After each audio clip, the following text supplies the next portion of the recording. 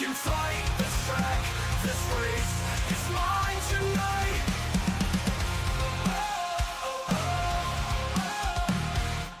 Qualifying ghosts, I'll throw them down. Every corner's mine, I own this town. Sire scream, my setup's tight. I bled for this win in the virtual light. 100 ways to crash, but not tonight. I chase the line, I earn my fight. Pedal down, no fear, I'm taking flight. This track, this race, it's mine tonight. No resets, no excuses, I paid my dues. Study every apex, I've got nothing to lose. The pack's behind me, checkers in my sight. I'm the king of this over, I'm winning tonight. 100 ways to crash, but not tonight. I'll chase the line, I've earned my fight. Pedal down, no fear, I'm taking flight. This track, this race, it's mine tonight. No resets, no excuses, I paid my dues.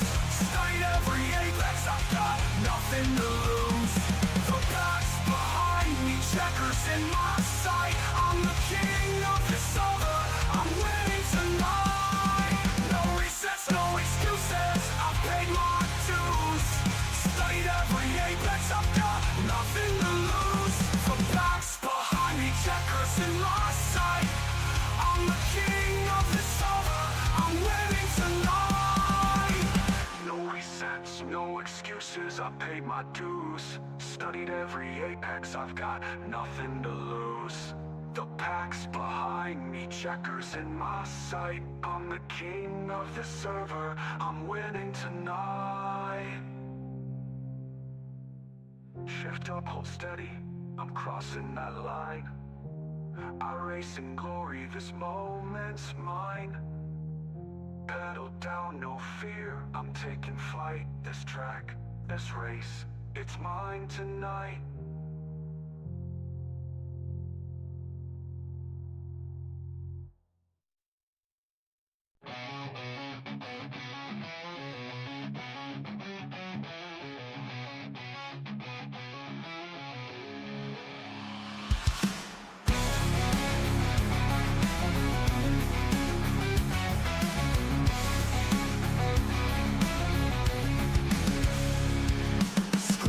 Burning and pixels collide. Steel and rubber in a world online.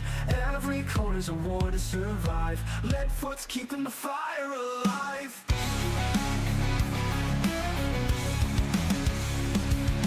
Engines in the void, thundering loud. Virtual tracks, but the crowd still shout. Through the crash and the flame we rise again. Lead foot TV, where the night won't end.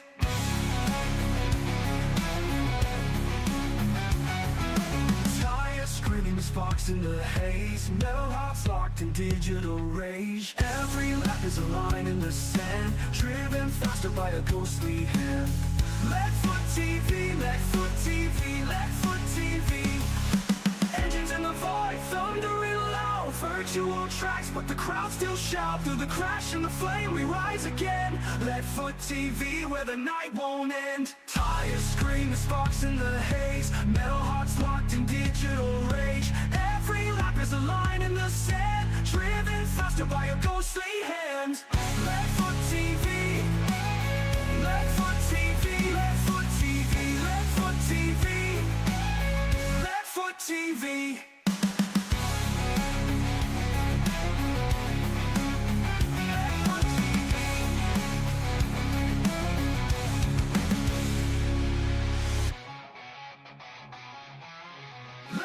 TV.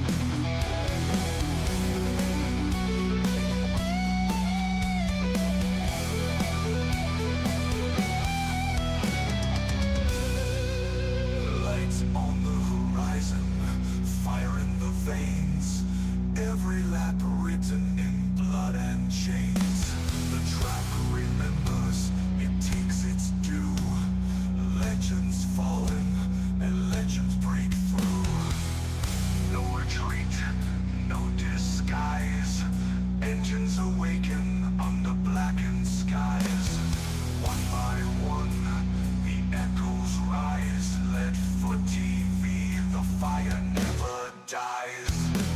Let foot TV feel the ground ignite through the smoke and fire into the night. Slow and heavy, the storm begins. Glory is calling, only one wins. Only one wins. Only one wins. Only one wins. No retreat, no disguise. Engines awaken on the blackened skies. One by one, the echoes rise. Let foot TV, the fire never dies.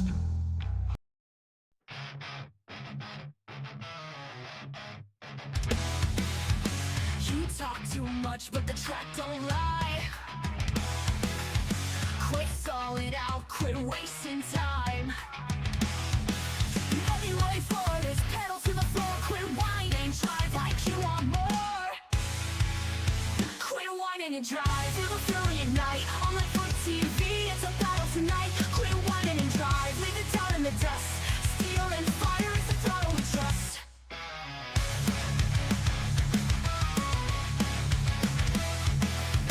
11 doors at 200 strong.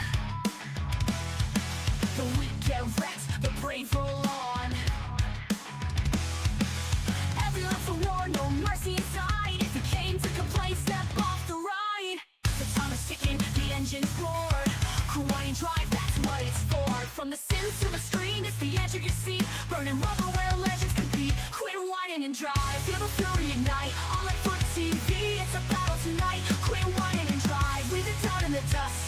Steel and fire, it's the throttle we trust. Lights out, hearts bound, hear the countdown scream. You're strapped in the cockpit of a digital dream. No tears, no fear, just a checkered sky. Quit whining and drive or get left behind. Quit whining and drive or get left behind. Quit whining and drive, let the wild take control. On the foot TV, it's a race for the soul. Quit whining and drive, leave it down in the dust. Steel and fire, it's the throttle we trust. Green flags alive. Quit whining and drive.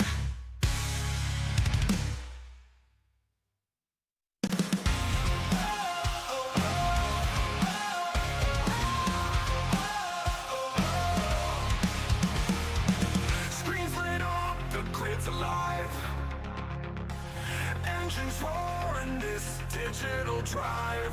Sweat on my brow, I burn the midnight oil. Lap after lap, carve my name in the soil.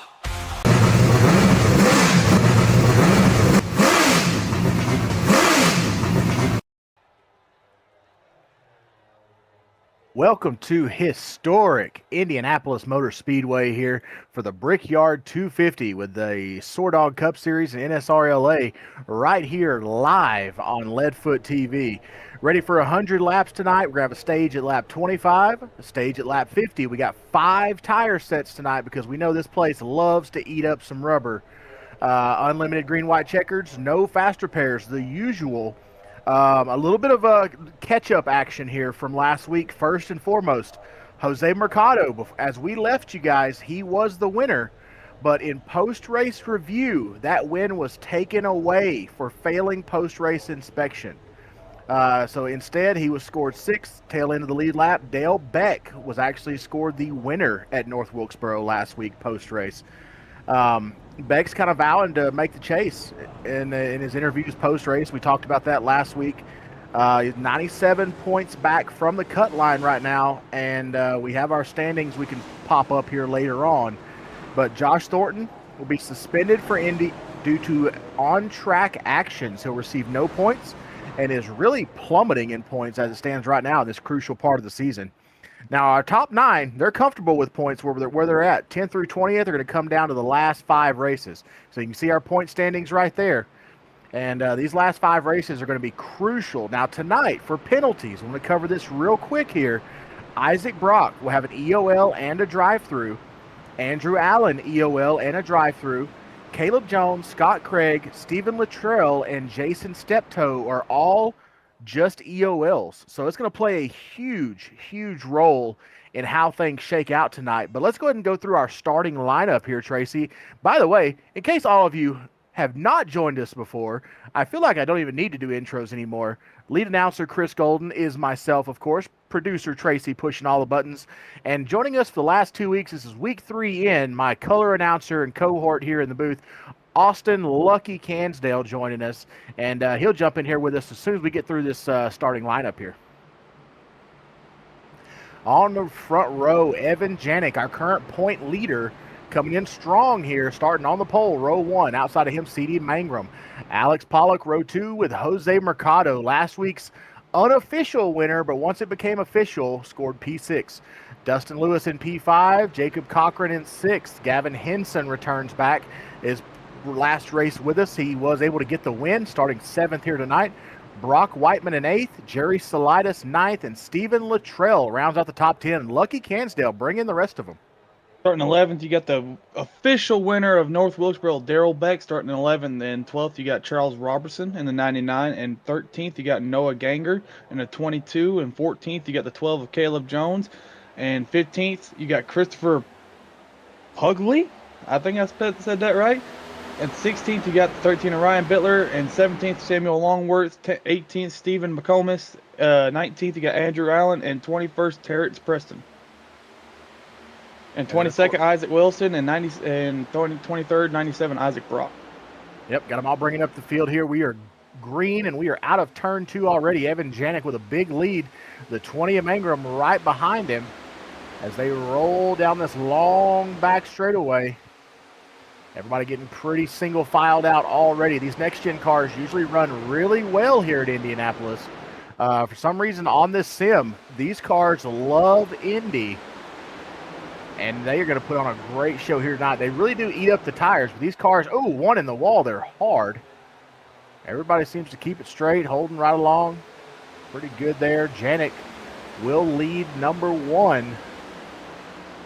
Janik, Mangrum, Pollock, Lewis Mercado will be your top 5 as they run. Pretty much the whole field, all except for one back there. Single file here as they roll right on through. 100 laps here tonight. Going to be a long one as we see Stephen Luttrell there sporting the classic Cleveland Browns. He's got that dog in him. Rolling right down the back straightaway here. Just kind of playing it by ear, playing it patient here. Fairly newcomer here to the SoarDogg Cup Series. These guys just trying to find some spots to see where they fit in here. Lucky, what do you think we're going to see tonight? I mean, these guys are pretty much single file already. You think they're going to stay like that? No, I feel like right now everybody's just trying to find where they fit in here at this track. This track's so fast, and it's usually sometimes multi-grooved in some of the turns, but with these cars, they usually like the low line, so it's going to be a lot of single file action here. But hopefully we have some good racing tonight. For sure. We're watching the 22 here, Ganger. He's been running up front quite a bit this season. He's currently back in 15th. And we see Longworth right there, and if I remember correctly, Longworth right now is right on the bubble of making the chase in that one car. Let me look back at my notes here to confirm that. Yes, right now. So they're taking the top 16 for the chase, obviously, just like normal. Samuel Longworth is 17 points out of the chase. And the driver ahead of him, Travis Bieber, who is not in this race tonight. So after tonight, Longworth will be securely in the chase as Travis Bieber falls out. You see him there sporting the old Red Bull car, bouncing her off the wall, coming out of 2. But he will be. Go ahead. I'm noticing pretty early on, a lot of these cars are getting tied off the corner. Absolutely. It's something we've seen a lot with this next-gen car, and the guys will talk about it quite a bit as well in the interviews, is this car is very, very tight in dirty air. So right now, the only one who really has a good handling car would be Evan Janik and possibly C.D. Mangrum, and probably Dustin Lewis as well, since they are out there with a big gap to anybody ahead of them. Pretty much these guys are going to be fighting dirty air all night. You saw the one get into the wall there. You're going to see that quite a bit as these guys come across each other's wake and really just get tight.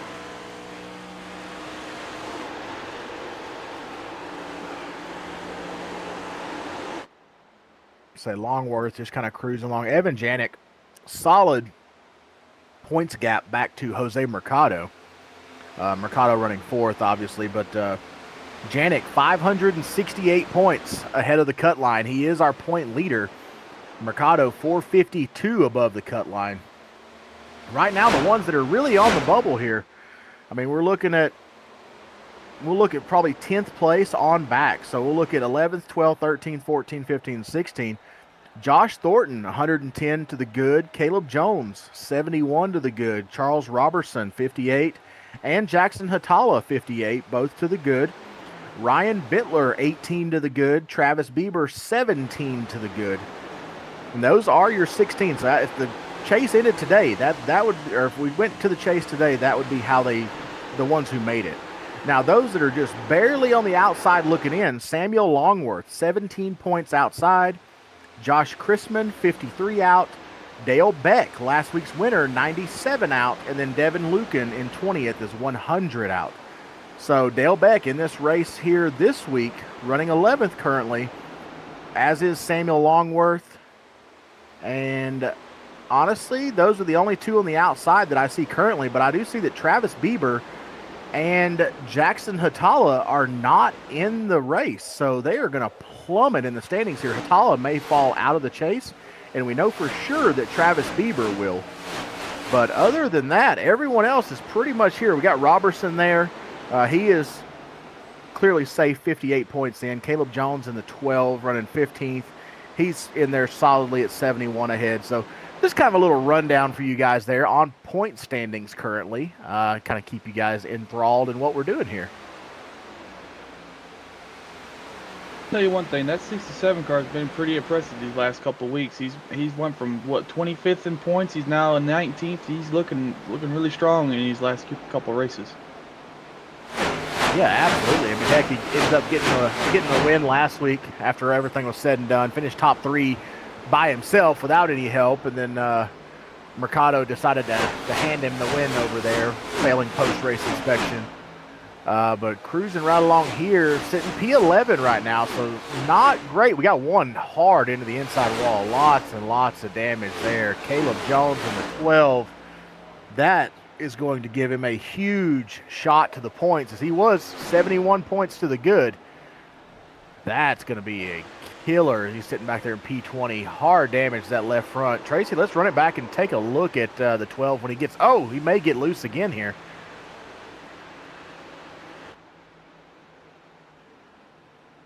We know with a lot of left front damage, these cars are going to get very, very loose. I hear some tire screeching. I do hear some tire squeaking.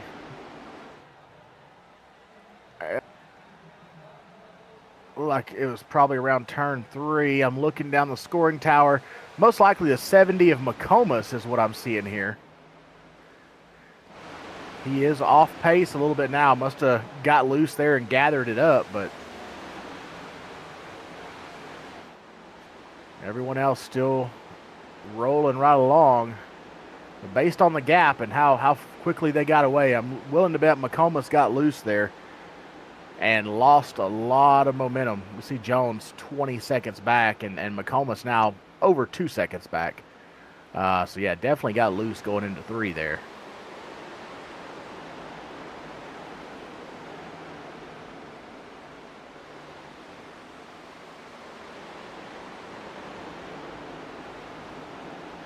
Yeah, Tracy, while we have a little lull here, I just want to make sure that we didn't have anybody else getting kind of loose and getting squirrely there. We missed anything. We have a little bit of a lull. Let's take a look at the 12 there of Caleb Jones, see what exactly happened. You see him here racing with the 36 of Stephen Luttrell. Hard into that outside wall, shoots him down the track, gets down on the apron. I'm willing to bet he gets loose right here and collects the wall on the inside. Sure enough, boom, right there, inside wall damage. Big, big shot there for Jones. Yep, just got tight. Yep, gonna be a long one.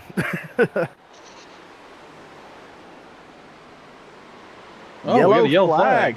We do. Cochran, the 17. I'm showing him off pace here on our scoring tower.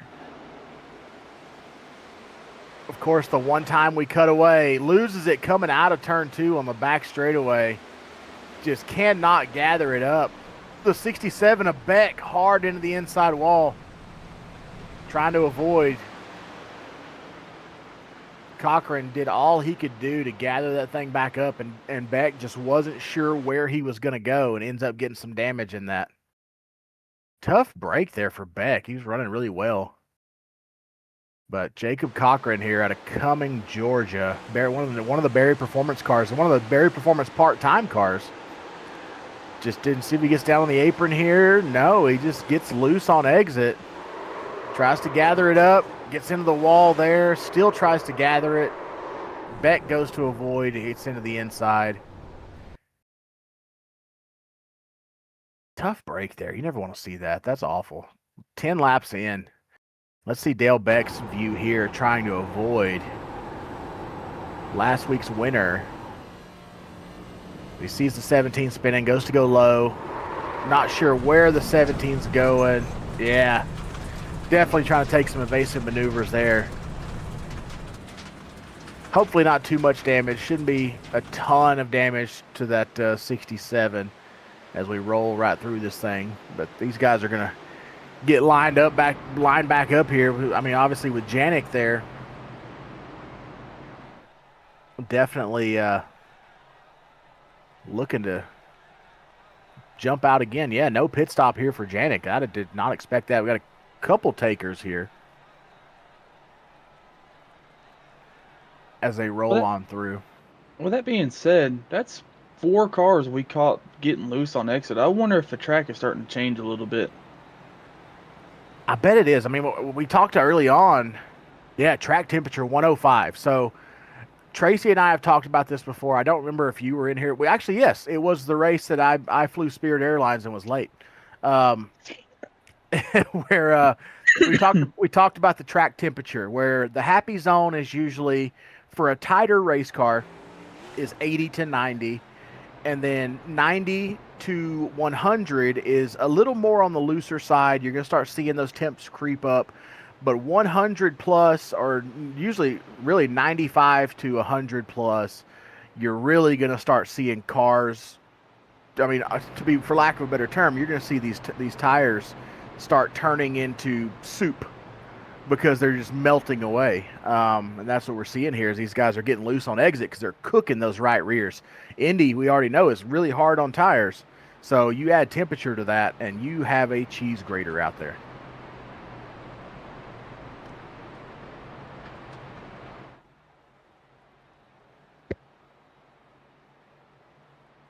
Beck, Salidas, Jones, all on pit road still. Getting fixes there. Salidas may have had a penalty. I don't think he had any damage. May have had a penalty to serve. I'm showing him off track still in the pits. You know, there's one good thing about these bigger tracks. Since these guys ain't got no fast repairs, they can sit in the pits a little bit longer and get that repaired a little bit, that damage repaired a little bit longer. Yeah, absolutely. Way better than Wilkesboro last week.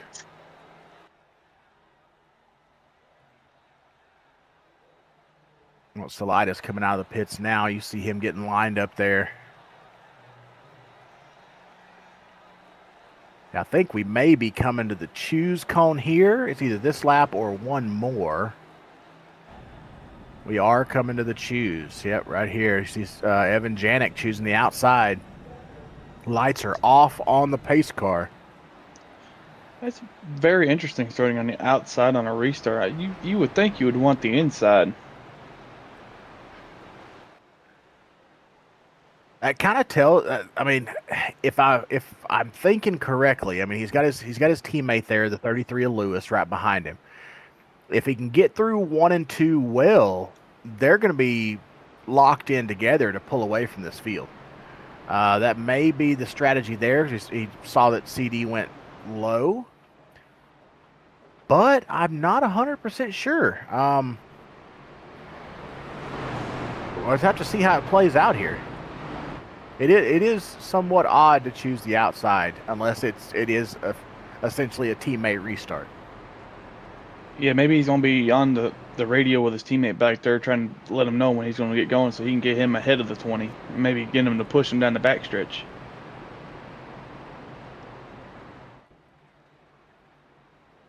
Hopefully, he don't leave him out to dry like I left you out to dry. Yeah. Well, this is Indy, not Daytona, so.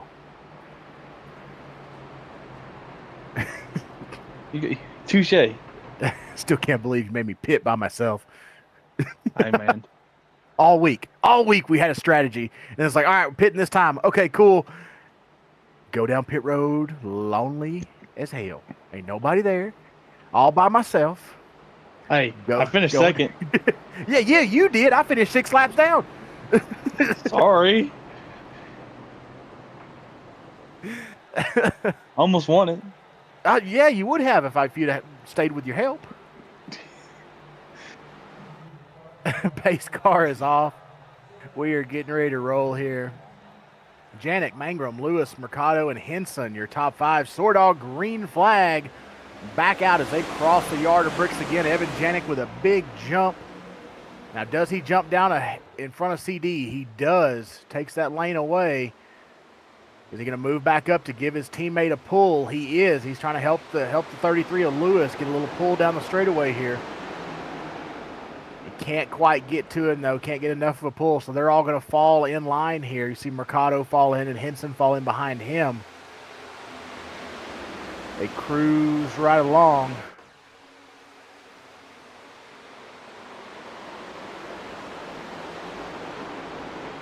You got any historic facts about this track, Chris? Let's see here. The first ever Cup Series race here was won by Jeff Gordon, and the second Cup race ever here was won by Dale Earnhardt. So it added even more to their strategic rivalry that they had planned out throughout their careers to increase merch sales and otherwise. Conspiracy alert. There's a whole documentary about it. Jeff Gordon does kind of a tell-all about how their entire strategy was based around marketing and shirt sales. He talks about how big of a genius Dale was. Ryan Bittler in trouble here. The 13, major trouble here. Jason Steptoe in the 87 right there. Big shot for the green Kool-Aid man, Ryan Bittler. Did he have some help from the 67? We're going to need another angle to find out, but it sure looks like it. Oh, he just took the air off of him. Lake Winola, Pennsylvania. Let's see if we can get a better, maybe a nose view possibly to see if there was any contact. Little right front suspension action here. Let's see. Oh, it was close. Can we look at the right front suspension of the 67? Or the left rear suspension of the 13?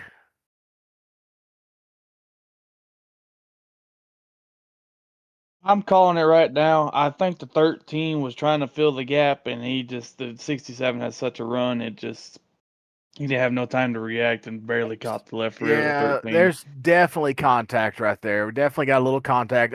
Not intentional by any means. We're not saying that, but definite contact right there on the right front, 67 into the 13. Doink right there. You can see both of them and it sent the 13 straight on into the wall. That is probably going to be a night ender for the 13 here on lap 16 at Indy. See him check. He had to check up real hard right there. 67 gets a run.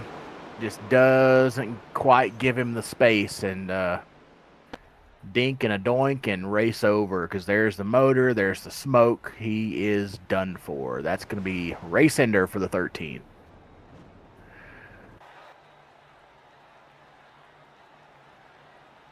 Yep, that will end the 13's race, just like having to pit by yourself at Daytona will end your race. It is one of those deals. Sure is.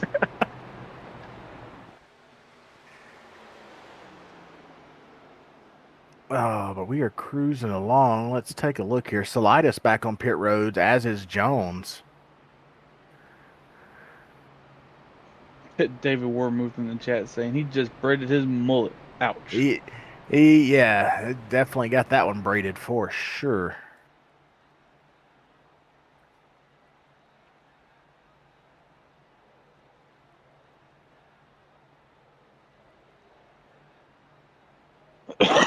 There's some good looking paint schemes out there tonight. I think the one that's really catching my eyes at the Home Depot throwback. Oh, the C-Day Mangrum. Oh yeah, old CD. We see that old Home Depot 20 quite a bit. It's the old Tony Stewart 20. Old Tony Stewart 20. That's not the new one. That's definitely the old Tony throwback. Pretty much to it's got more white on it. It makes me think that's Tony's rookie year throwback.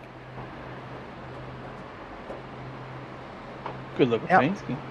Sure enough he is. We got Evan Janik back in his classic Amsoil blue out there leading this thing. Good to see him back in his original scheme that he started the season out with. And new scheme here for the 33 of Lewis. Have not seen that this year, I don't think. A little more black and white. Not really the big black diamond designs that we are used to seeing. Still got the black diamond on the side, but a little more reserved, we'll say, tonight. But I'm liking it. I'm liking the simpler view. Yeah, Harry Shampoo. Oh, Harry's the 41 of Whiteman. I believe that is Whiteman, isn't it? No, that is yeah, it is Whiteman. Yep, 41 of Whiteman right there. So used to him and being in a different color scheme. Yeah. I don't think his car has a door number. If it does, I did not see it. I think it might be colored in to match the car. I don't. What is it? That's a new one. So we got Maverick in the chat. 41. Darn it, I can't see it well. What does that say in the chat? Looks and smells good. The shampoo. I get it. Yeah. Maverick over in the chat. Guys are getting lined up. Let's see here. Yeah, lights are out. I gotta understand. I gotta know, what were the graphic designers thinking? Hey, let's make the side door number the same color as the car.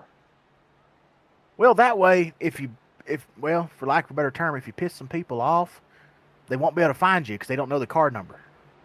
Well, he's the only Harry's car out there, and there's only 1, 2, 3 cars that are mainly blue. Can't prove it. Oh, there's a better look at it. From that 3/4 angle shot, you couldn't really see the 41, but if you have to look for it, actually, I just noticed something. The Jose Mercado, and I believe it's Roberson behind him in the Sitgo Jeff Burton throwback, have almost the exact same paint scheme from the front. Yeah, Robertson and Mercado. Valvoline and Sitgo looks very, very similar. Very similar. If you made those lines on Mercado's nose just solid color instead of them being dashed up, I think they'd look pretty cool. Yep. Ooh, Janik. Big shot from his teammate Lewis on the restart. We are back green here, the SoarDogg green flag. Mercado fills the hole between Henson and Whiteman and washes up almost into CD Mangrum. Looking here, I'm seeing Alex Pollock back there, but one Black Diamond Motorsports car that I'm not seeing tonight, Travis Gilbert. I have not seen Gilbert all night, and I believe he is missing from the field tonight. So Black Diamond down to 3 cars tonight rather than 4. Very unusual because those cars are the powerhouses of this league. Absolutely. We got Henson getting loose right there behind Mercado. Robertson squeezing him tight through the corner here, right on that quarter panel, and he slides up right behind Whiteman. Oh, hard contact at 4. Oh, man. Oh, Dale Beck got caught Wow. up in it. Man. No caution? Step toe Beck. Got one on pit road. It looks like, oh wow, Brock in the Isaac Brock in the 97 took the brunt of that. He definitely got the short end of the stick on that one. No caution is right. What? How? That I wonder if maybe race control was thinking, since it was in the very back of the pack and they was just coming to the start finish line, hopefully they would have got the track cleared off before they came back around. Yeah, let's run it back real quick, Tracy, while these guys are still racing here, and kind of see what the heck happened there to the 97.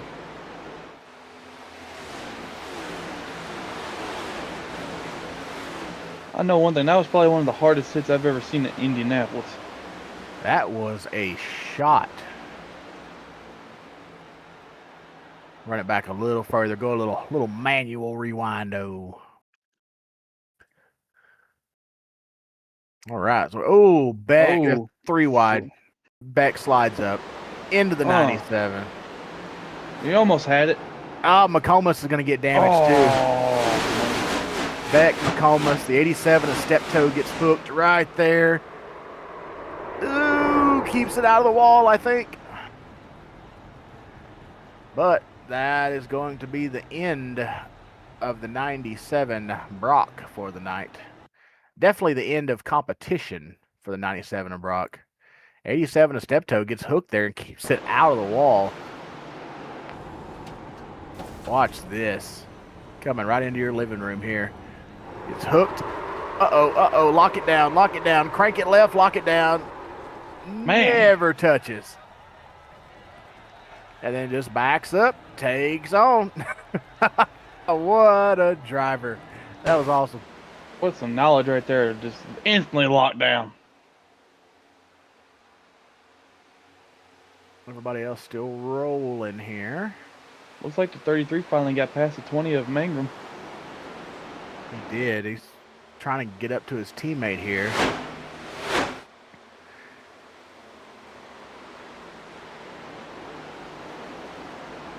Coming to 3 laps to the green white checker. CD coming down pit road. Looks like he's gonna try flipping the stage here. Yep. Gonna come out with the lead post stage.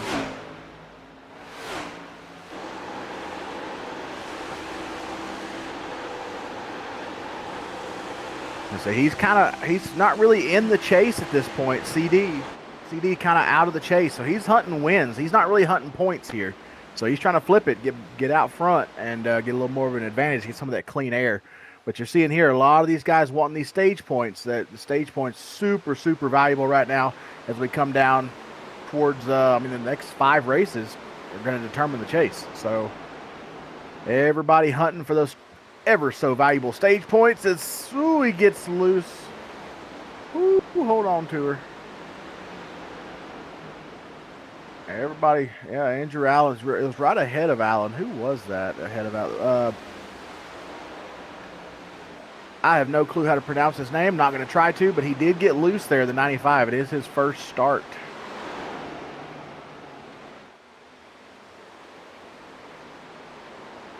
All right, Chris. A weird looking last name. Chris from Girard, Pennsylvania. There we go. We're not even going to try the last name. If he finishes top 3, he can tell us how to pronounce it. Ooh, sounds like a good idea. We're just going to call him the 95 for the rest of the night. Because there ain't no way I'm butchering that one. Hold up. Wait a minute. Who did I just see? It's the man from San Antonio, Texas himself, Terrence Preston in P12. Hey, there he is. Another resident Texan here running the old GM throwback.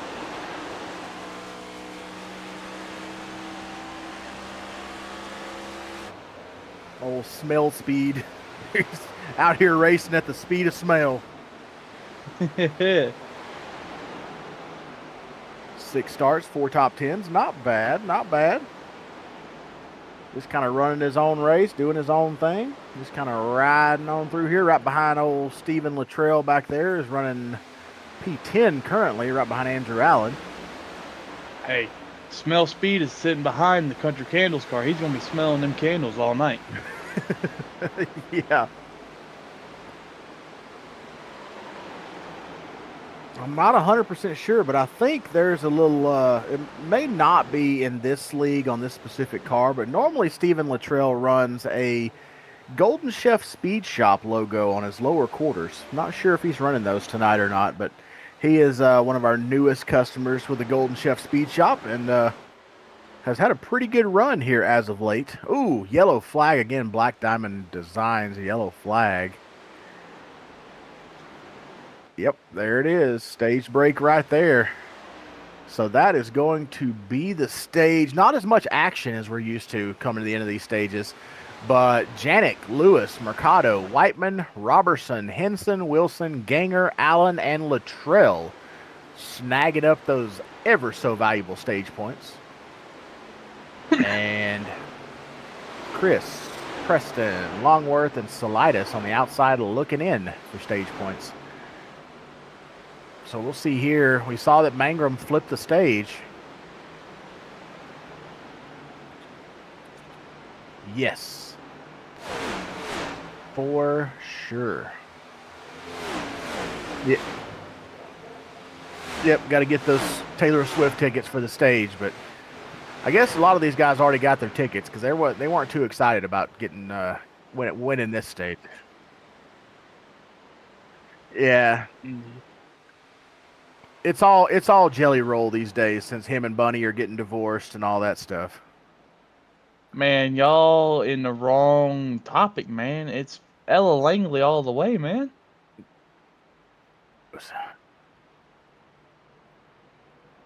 Oh, man. It's this one-hit wonder chick that's going to disappear once they stop playing her music.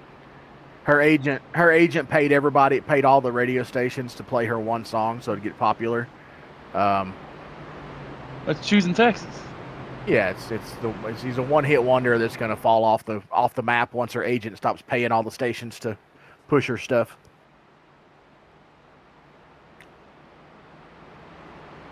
Whatever happened to Gretchen Wilson? Oh, she got old. Hey, ain't nothing wrong with a little age. Well, yeah, but she probably got tired of dealing with people like you. Hey, what the hell is that supposed to mean? Well, what? She's like, yeah, them guys, when they bail on their friends at Daytona, I'm just tired of dealing with these people. Oh.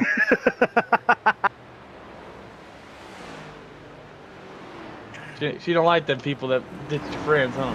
Yeah.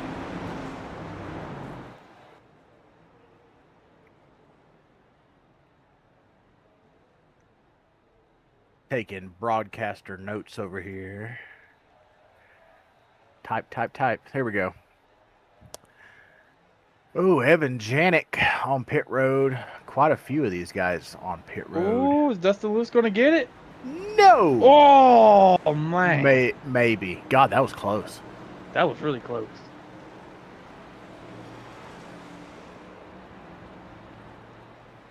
Oh, 19 cars on the lead lap still. Isaac Brock, last one not on the lead lap. So every car that's running right now is on the lead lap, essentially. Steptoe is going to be your leader. Right behind him, CD Mangrum. One from spinning out to leading the race. How about that? Yeah.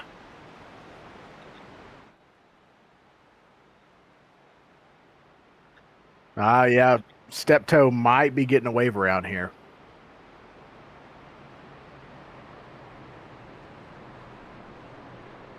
I don't even see his name on the scoring pylon. Oh.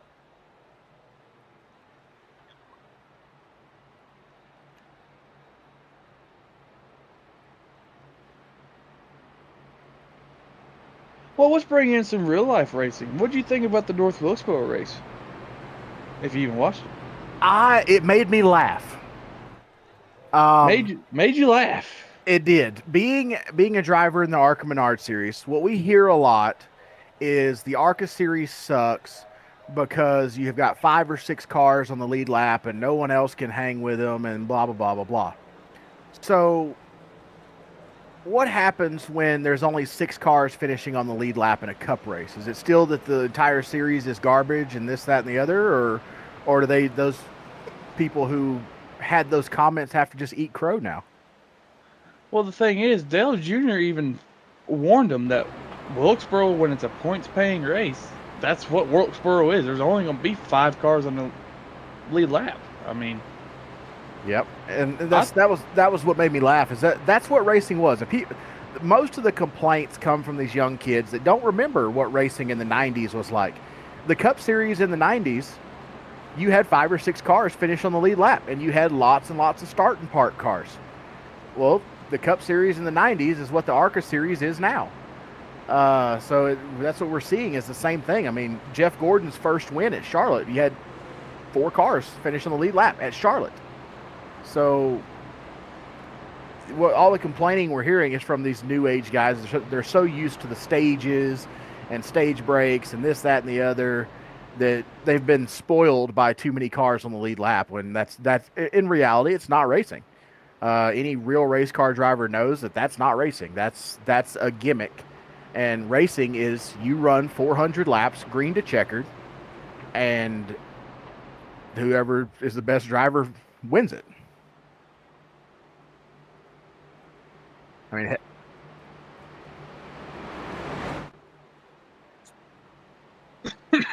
yeah, 13 out of back in the day was 43.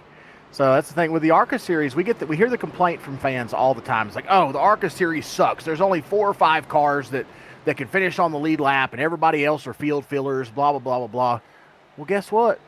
Welcome to real racing, which these guys saw a little bit of at North Wilkesboro with some real racing. You're going to have 5 or 6 cars that dominate, depending on the weekend. So we'll see if the Cup Series sucks that bad now. See if the Cup Series needs to fold up and get rid of itself and everything else. That's what the fans are saying the ARCA Series needs to close its doors and fold up, and it's not real racing, and it's garbage because there's 3 or 4 cars that run on the lead lap and everybody else is field fillers. Well, it's like, well, I race for one of those field filler teams, and we get paid the same as everybody else.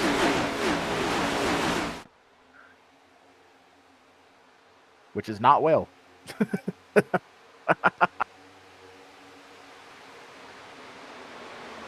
we are back to green here. There's actual good racing. We've got 19 cars in the lead lap. 18 cars in the lead lap. Little wall scrape there.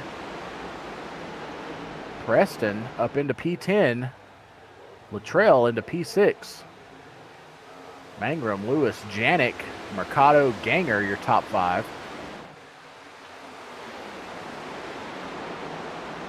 Luttrell not running his Golden Chef logo here. I guess he runs it on his truck exclusively, since it is a truck contract we have with him.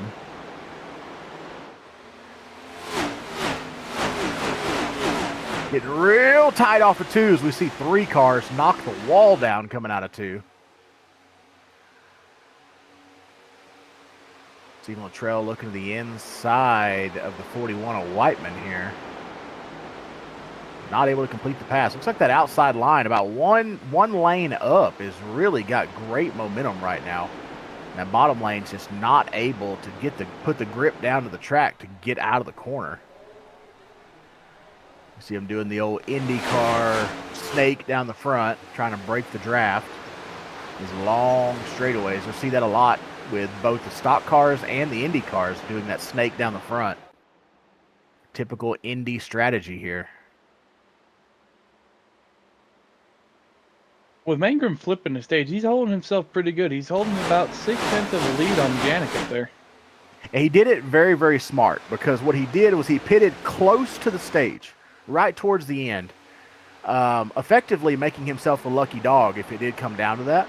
So he did it very, very smart, came in, and he's only got 2 or 3 laps more on his tires compared to the rest of the field. So he's really not losing a lot by flipping the stage there and getting out in that clean air. He's going to be able to pull away from Janik here.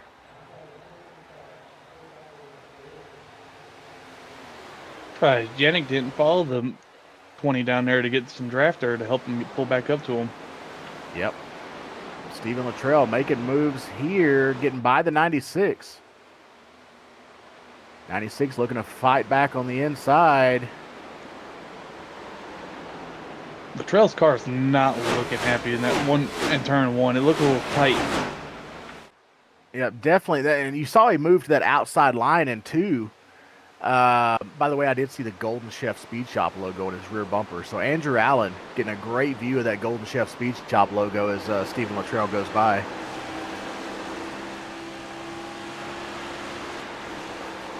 Steven's always been a man that's simple. He's never had any big sponsors on his car. Yeah, I mean, it definitely makes sense. It's typical Cleveland Browns. Browns. Yeah, typical Browns fan. They like simplicity. I mean, heck, their helmets are just orange. There's no logo, which is weird considering they're the Cleveland Browns, not the Cleveland Oranges.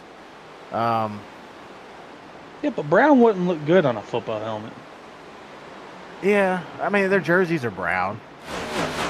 That's different. I mean, but it would look like a big old pile. I don't know Yeah. what word I could use, but Yeah. you know, We get it. So, funny story is completely unrelated, and I actually looked this up so I could have some Cleveland Brown fun facts to make fun of Steven with. Because everyone knows he's actually a Kansas City Chiefs fan, huge Chiefs fan. But the reason the Cleveland Browns helmet is orange. Oh, Pollock gets loose. Man. Well, those fun facts are going to have to wait because we got some unfun facts right here on the track as McComas is sandwiched between Pollock and the wall.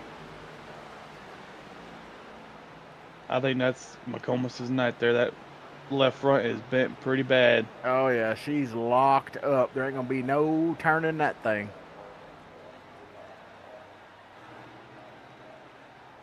Anyway, Jim Brown, who the Browns were named after, his favorite color was orange.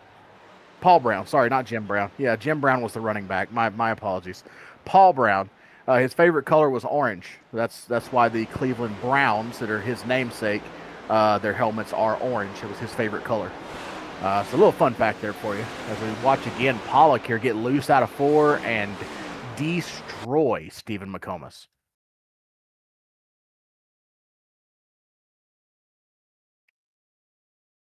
Lauren and Latrell's in the chat. Not funny at all. Not funny at all.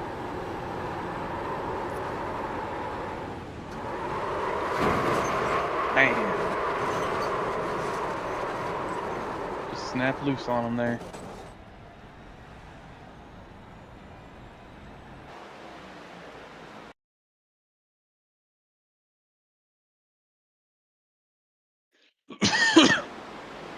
I'm starting to wonder if maybe him going on the inside of the one there kind of affected the aero of the car and it caused it to snap loose.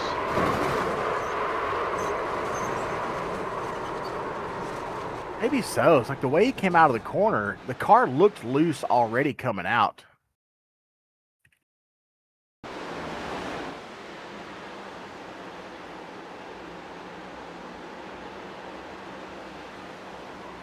Oh, he sure did. Right there, got on the apron.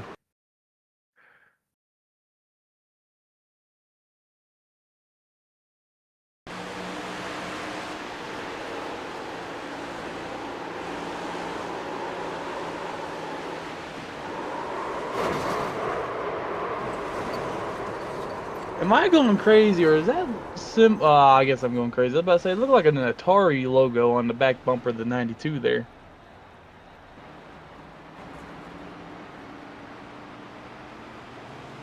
Where? No, it's a Jordan logo. It looked like an yeah, Atari. Right yep, I see it right there. I had to zoom in. Oh, man, that's going to put Preston into P9. Henson back up into 10th here. Mangrum still leading. 4th caution of the day.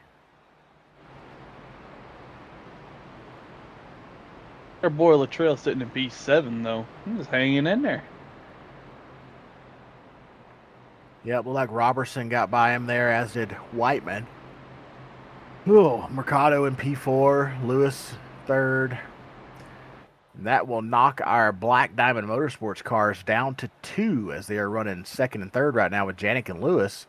Big blink there for Lewis, by the way. coming down the back straightaway. A little connection issue there. That was odd. We don't see that very often from the 33.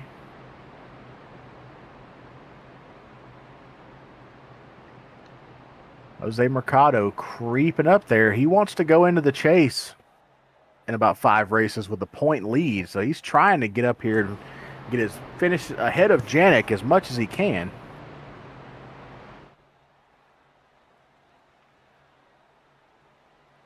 Yeah, he could have had a big points day last week, but with technical difficulties, he finished, you said P6? Yep. After everything was said and done. Still a good points night because Janik didn't race last week, but a win would have helped him a lot more. Yeah, yep. For sure.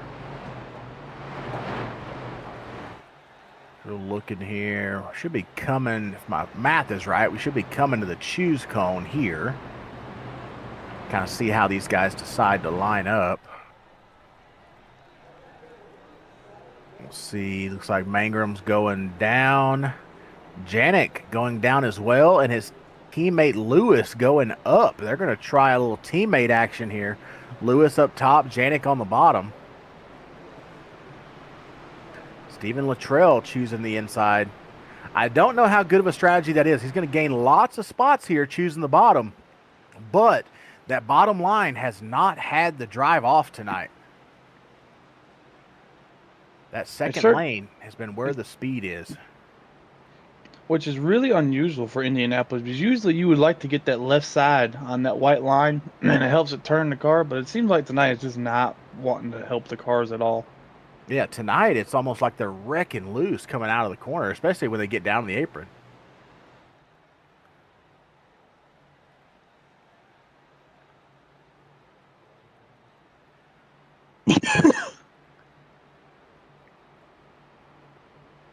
But as they run, Mangrum, Lewis, Janik, Mercado, Luttrell, Whiteman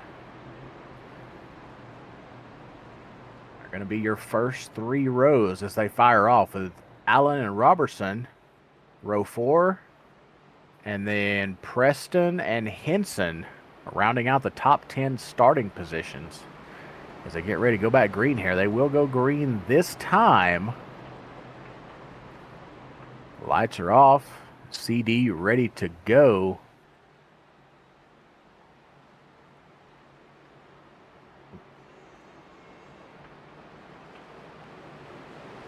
Got McComas back there, showing McComas 1 lap down right now. He will be the lucky dog.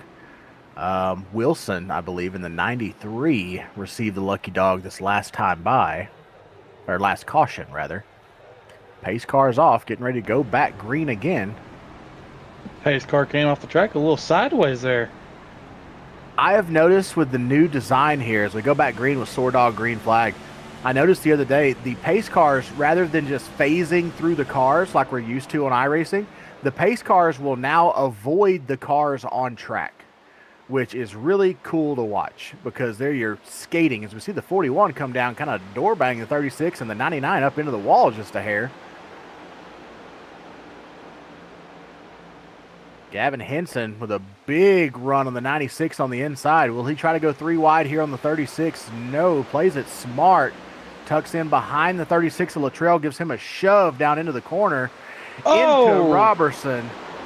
What a save. Oh, hold it. Stevens in the wall. What a save by the 99.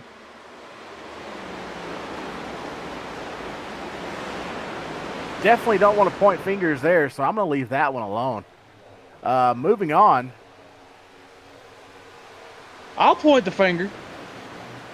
Go for it. We've already got in trouble pointing fingers once. Hey man, I think that was a little aggressive by the 39, but heck of a save by the 36 and the 99 of Robertson.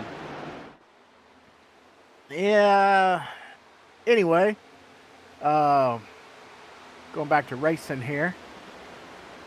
The 99 definitely came down, but the 36 wasn't there a couple feet before that, before he got shoved off into the corner. So can't really, brakes don't work well when you got somebody pushing you into the corner. Yeah, you should know this, especially from a couple weeks ago. Trying to stop and you're all your tires are off the ground. Yep. Yeah. Well, yeah. For sure. It's hard to stop when the rear tires aren't touching the track anymore. But we've come to expect.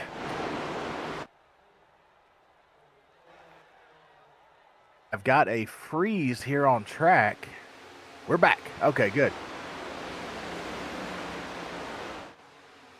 Graphics are a little fuzzy, but they are coming back in. Yep, we are good now. We kind of froze there for just a second, but we are back. CD Mangrum still leading. Evan Janik half second back. Lewis second back in third. Ooh, CD gets into the wall just a hair there. That's going to allow Yannick to reel back in. He's brought it down to 0.3 of a second now. He definitely did. Coming out of turn 4 right there. Big run.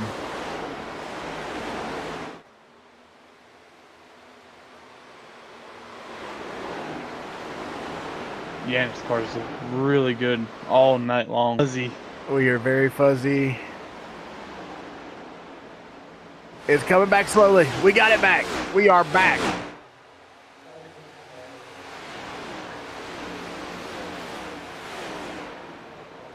I think you do because I got a big one hitting me right now, so.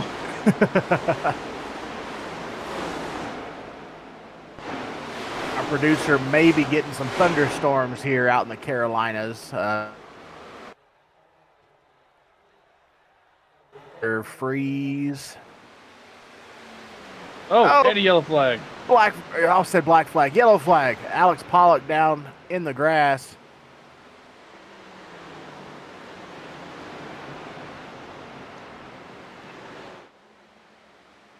Let's see here. Yellow flag. Trying to see if it was Pollock that brought out the yellow. No, the 95. Way off pace here. 95 of yeah. Christopher. That P guy. Puglisi. Pulis? I don't know. We're gonna get it right, or we're gonna get it even further wrong. I have no clue. Old CP. Get old CP out there. Yeah, I like that. CP. Got old CP in that 95. But let's see if we can find that. See if we can find that. See if we can find that caution there, Tracy. I believe he was involved, based on where he was on lap times. Either that, or he was in the pits. Because I look back, he's way off pace here. So you can see him here in the 95. Oh, just gets loose by himself. And does he save it? I don't know. No, he doesn't save it. He didn't. Oh, whoa. Wow. He going to have to check his bloomer. I almost had to check mine. I ain't even out there. Oh, Stephen Luttrell, P9. Mangrum's still leading here. This is not quite going to take us to the stage break. We may have a green-white checkered coming to the stage break. Mangrum, Janik, Lewis, Mercado, Whiteman, Henson, Pollock, Wilson, Luttrell, and Robertson. Lots and lots of takers on pit road here. I think they've seen the advantage that Mangrum had when he flipped the stage. I think they're going to use that to their advantage here. Yep, CD going to stay out. Try to get some stage points here with a few others. Lots and lots of takers here. Evan Janik being one, Henson being another, Whiteman, Pollock.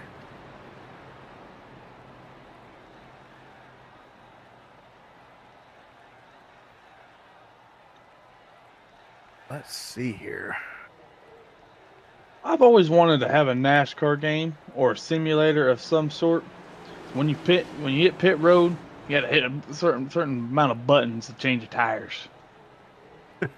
Well, there was one of those. Was there? Yes, it's a little before your time. NASCAR 99 had an interactive pit stop where you had to hit. It was on PlayStation, and you had to hit square, triangle, circle, and X with the corresponding button that would pop up, or they would mess up on your pit stop. Now, why they go away from that? That would be cool, in my opinion. See, I've owned every NASCAR game going back to NASCAR 98. That's the only one that I've ever seen it on, was NASCAR 99 on the regular PlayStation. No, I've got one of those. The old original PS1, white. Yeah, the old white and gray, little bitty tiny controller. Yeah. Yep. No joysticks at the time. Yep. Heck, I still play my PS2. Remember you had to have a memory card for those things? The PS2 and the PS. Yeah. I got some old memory cards and stuff. I still play my PS2. I was playing Dirt to Daytona the other day on the PS2. You know, I'm so mad because I have Dirt to Daytona and my disc is scratched and it won't read it. I'm so mad. I've been trying the toothpaste method and everything. It just won't work. So I got Dirt to that, and I've got the old the NCAA football games and then you could get them and Madden.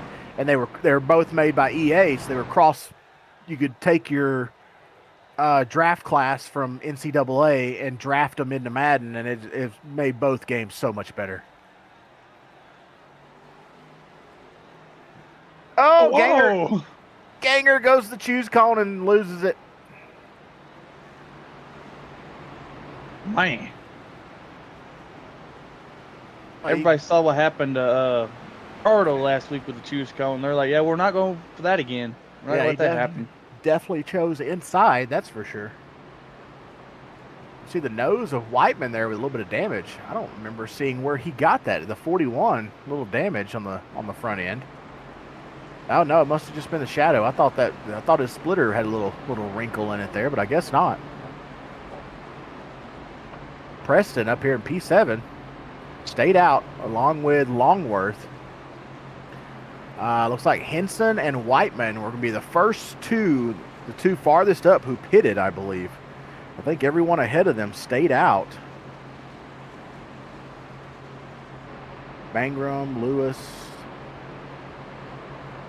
And we see Henson there. I really like the look of Henson's car. Like, it reminds me of the, remember like the old like paper plates and cups and stuff that were like turquoise and blue? Dude, it's so nostalgic. I love that paint scheme. It reminds me of that with a little more pink. Dude, I'm loving that paint scheme. Just reminds me of a picnic. This reminds me of going to the gas station and getting a slushy. Yeah, this is the old slushy days. That's awesome. Just mix them all up. Get the big cup and you just get all the flavors. Oh, that's awesome.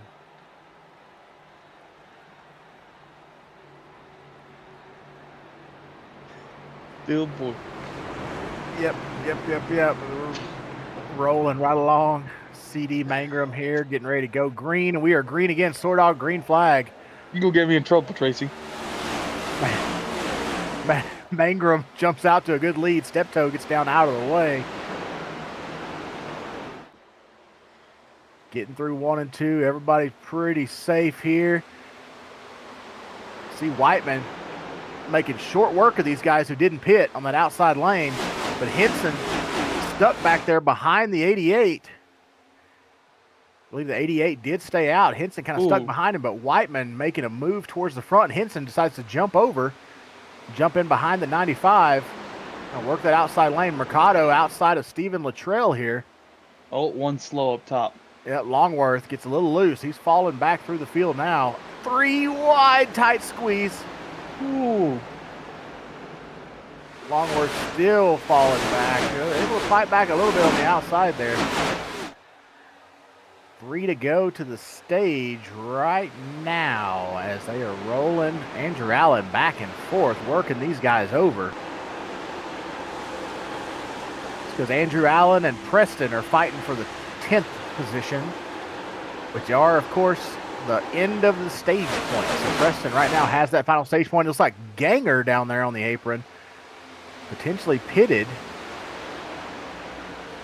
or just got loose, one of the two, but he is way back behind the pack now. Yeah, Ganger got loose. He did not pit. He's now 6 seconds behind the leader. Just got loose and ended up down there by himself. Stephen Luttrell, P3 here. Oh, Oh, hard into the wall. Stephen, come on, man. He got some right front damage there. You got to give him the broadcaster curse, man. Every time. But we see the 93 of Wilson. We didn't get to talk much about Isaac tonight. Cruising right along up into the top 3 now. It's the first time we've really got to talk about him tonight. Rocking and rolling here around Indy. He's kind of worked his way all the way through the field, slowly, methodically. That's one of the things, though. If we're not talking about you, you're usually doing something really good or really bad. Well, let's quit talking about him so we don't curse him, okay? Right, yeah. Sure, he would prefer that for sure. Well, we see here Lewis creeping up on Mangrum. And we are coming to the white flag on the stage. About to get a little Western here if there's anybody back there fighting in 10th for that last stage point. Lap 50. This will be the second stage break. Stephen Luttrell underneath Whiteman. Pollock behind them. Can Stephen clear? He can. He gave him some room there. He played it smart. He could have chopped his nose, but chose not to. Pollock and Henson jump in behind Luttrell. Luttrell jumps outside with Whiteman. Nice little gaggle of cars right here. Luttrell working both lanes, trying to take a little bit of air off, but Pollock gets underneath him here. Pollock will move up and take that position, as will Henson, I believe. I believe Henson's going to clear him here. Possibly coming out of the corner on the bottom. Oh, contact. Little bit of door from Luttrell and Henson there. Luttrell got a little loose. Henson might have got a little tight. They are coming down the front, and Luttrell will take that stage point, and we are yellow on the stage. Mangrum, Lewis, Wilson, Pollock, Luttrell, Whiteman, Henson, CP, Mercado, and Preston will be your stage point recipients. Robertson, Allen, Longworth on the outside looking in. 50 to go here. This will be our final stage break. We are at halfway. These guys are going to take a short break, and we are going to take a short break with them right here on Leadfoot TV. We'll be back. Stay with us.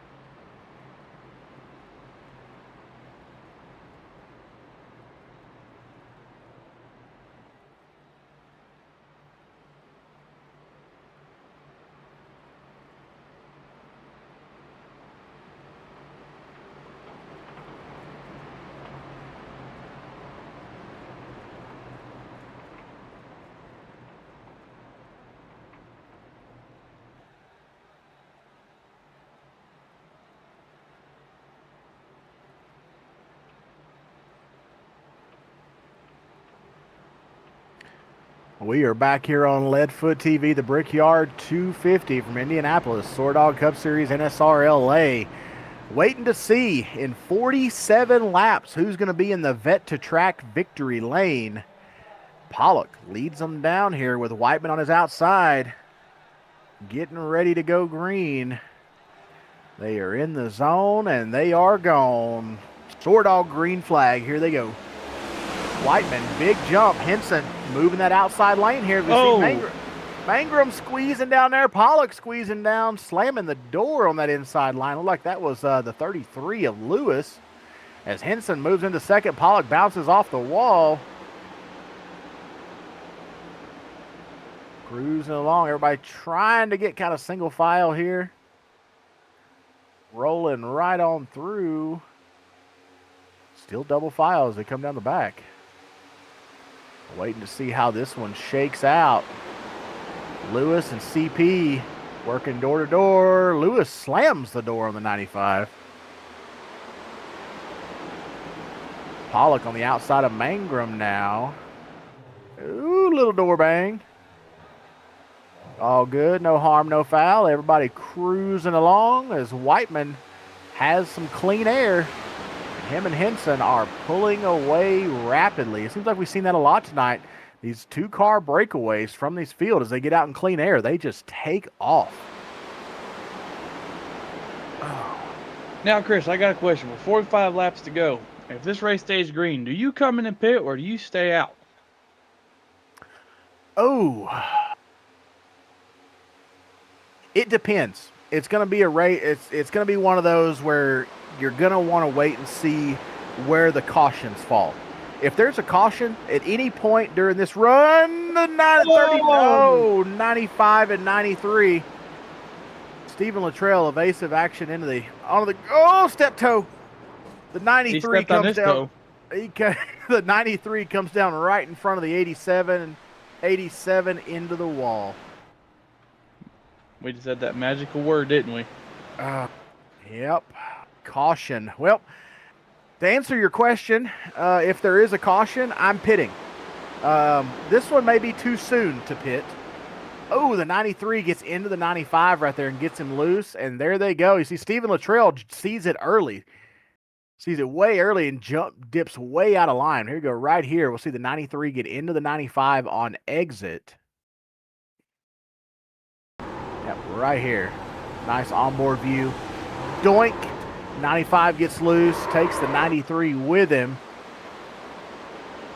And then you'll see the Stephen Luttrell evasive action, but you'll see the 93 back down the track in front of the 87. He just missed it there. Run it back you'll see it just a hair right there. You'll see the 93. Yep. Whoop, whoop, yep. They're loose. They're together. They're backwards. They're frontwards. They're sideways. Both into the wall, and the 93 comes down right in front of the 87. Little tail tap on the wall there. No harm, no foul. The 87 was not expecting a chicane in the middle of the corner right there. Yeah, he had to run the old Indy road course for a second. He said, whoa, wait a minute. You get a great view right here as we see 87 slowed up, just kind of rolling on through. Oh, God!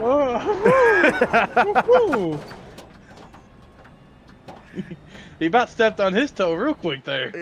I think Isaac Wilson might have stepped on his toe a little bit. Jeez. Oh, poor Isaac. I know Isaac didn't mean to do that at all, just come down in front of step toe, or even, I'm sure he didn't mean to get into the 95 either. But, man, it gave us a little bit of comedy, so we can't be too mad at it. Hopefully they're not either.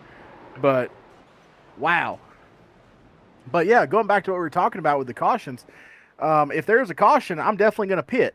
But then, of course, this one is way too early. I'm going to say if there's a caution with 25 or more to go, 20 to 25, if there's a caution somewhere between 20 to 30. 20 to 30 laps to go, if there's a caution, I'm pitting. Absolutely. Heck, maybe even with this number of cars in the lead lap, maybe even 10 to 20, I'm pitting.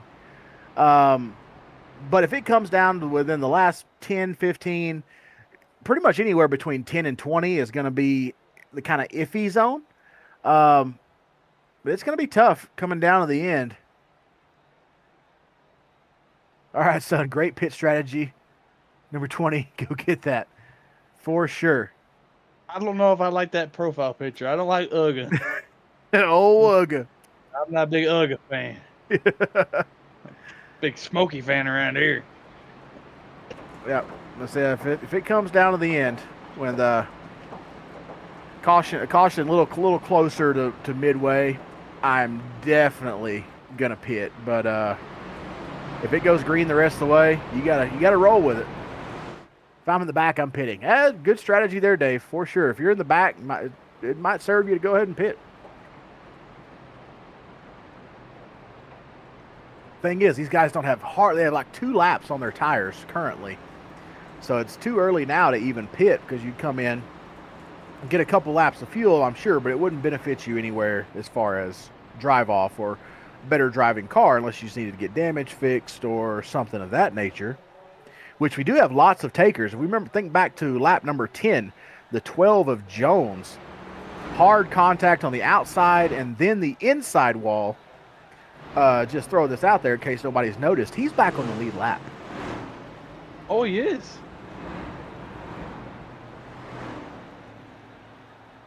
Renee Lewis in the chat. Go Dogs. No. No.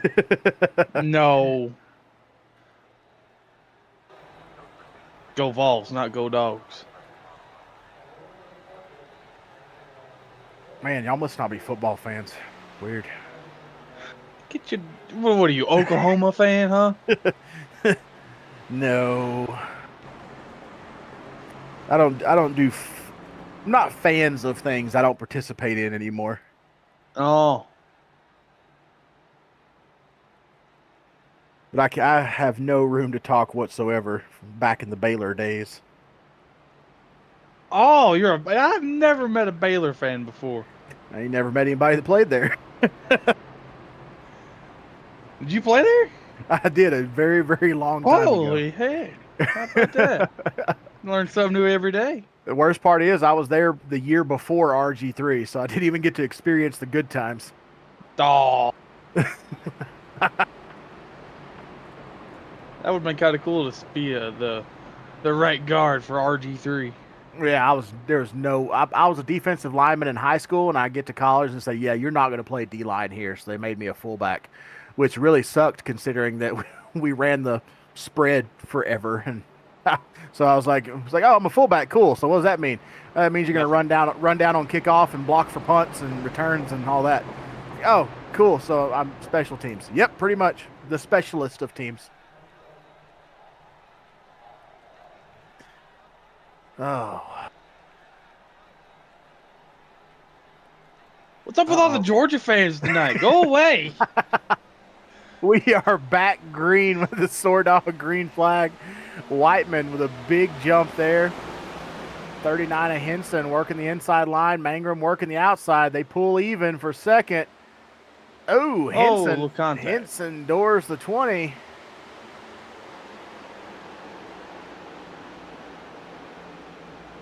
Where's Yannick been at all night? He was up for. Oh, there he is. He's there in P5. He is. Yeah, he's P5. He had to work his way back up. He pitted early. See the 33 outside the 39 here. Let's see if the 33 gets fed a door like the 20 did.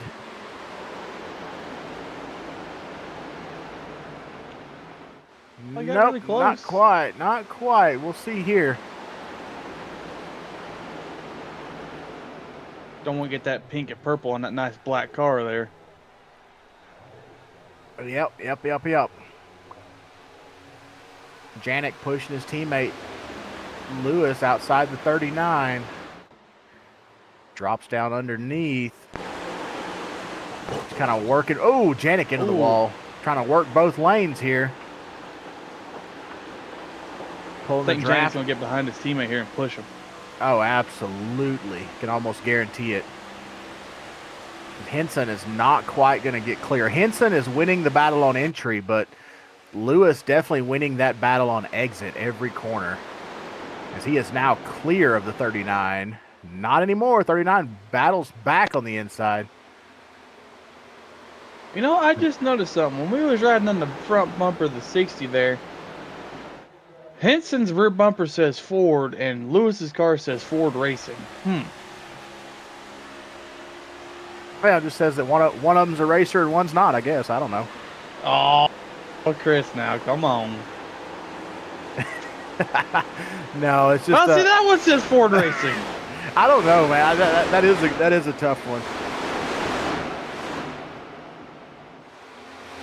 A Dark Knight.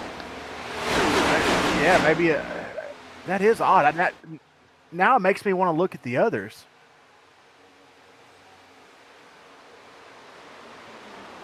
I noticed we do have a lot of Fords in the field. Lots of Fords. Oh, 33 getting loose.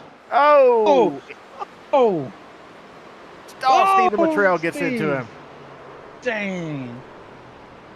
Darn, no interview tonight for the 39. That's unfortunate. Man, we need to stop talking about these drivers, man. Every time we start talking about them with the cars, they get, wrecked. Oh, he got on the apron. He got down on the apron. And right back up. Dadgummit, sandwiched the 39. Stephen Luttrell gets in. Tough break. He almost gets him again. Dadgummit. He wanted to get that double tap. He almost did, man. He gets down that apron, gets loose, just right along with Stephen Luttrell right here. Everybody ducks out, and they fall into his lap. Nothing but a cloud of smoke. Yeah. Kind of like the Cleveland Browns. Oh, yeah, especially since they just traded Myles Garrett to the Rams. It's like, what are you guys thinking? Trade their star players. You know what? They always trade their star players for nothing. It's because they're out of money. They're like the Oakland A's of football. They have no money. Yeah, but the thing is, back in the day, the Oakland A's actually won something. Well, yeah, when they had Giambi. I mean, there's a whole movie about it, Moneyball. Yeah, I Giambi know. And that's the thing Great is, movie. yeah, they had Giambi, and then they lost Giambi to the Yankees and everybody else, and it's just like, why? It's like, so essentially the Browns are the A's in the fact that they just cultivate talent for everyone else to buy. The only difference is in the NFL there's a salary cap, so it makes even less sense. That's a great movie, by the way. What a dodge by Pollock. I'm about to go back and rewatch that movie tonight now, I guess, or tomorrow. Well, since I won't be able to race for the next 4 weeks, I'm probably going to be just playing MLB anyway and watching Moneyball over and over again. That and The Rookie and what was that other movie? That baseball. Oh, Major League 1, 2, and 3, of course. What's that one with the little kid? For the Cubs. That one movie. Where he tore his shoulder and had like the rubber band arm or whatever. Yeah. What the heck's that movie? I think that one was called The Rookie too, or something like that. I'm gonna do some quick research here. That was a good movie. He ends up playing for the Cubs.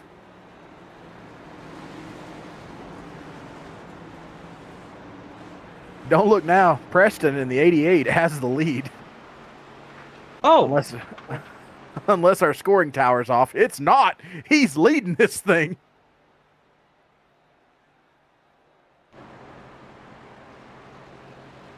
The man with the plan at the speed of smell from San Antonio, Texas. Up here leading some laps at the Brickyard. Got a crown jewel out here, old man from San Antonio. Leading the crown jewel. Rookie of the Year. That's what that name's called. Yeah, Rookie of the Year. That was a good movie. I was kind of mad with Major League because in the second one they recast Wesley Snipes as somebody else. It's like, how the hell you recast Blade? I mean, because Wesley Snipes played the really fast guy in the first movie. Oh. And the second one, they recast him as somebody else. And it wasn't because Wesley Snipes got cast to play Blade, so he couldn't do Major League 2. Man, I always remember watching Major League, and all you hear was, "Wild thing, you make my heart sing."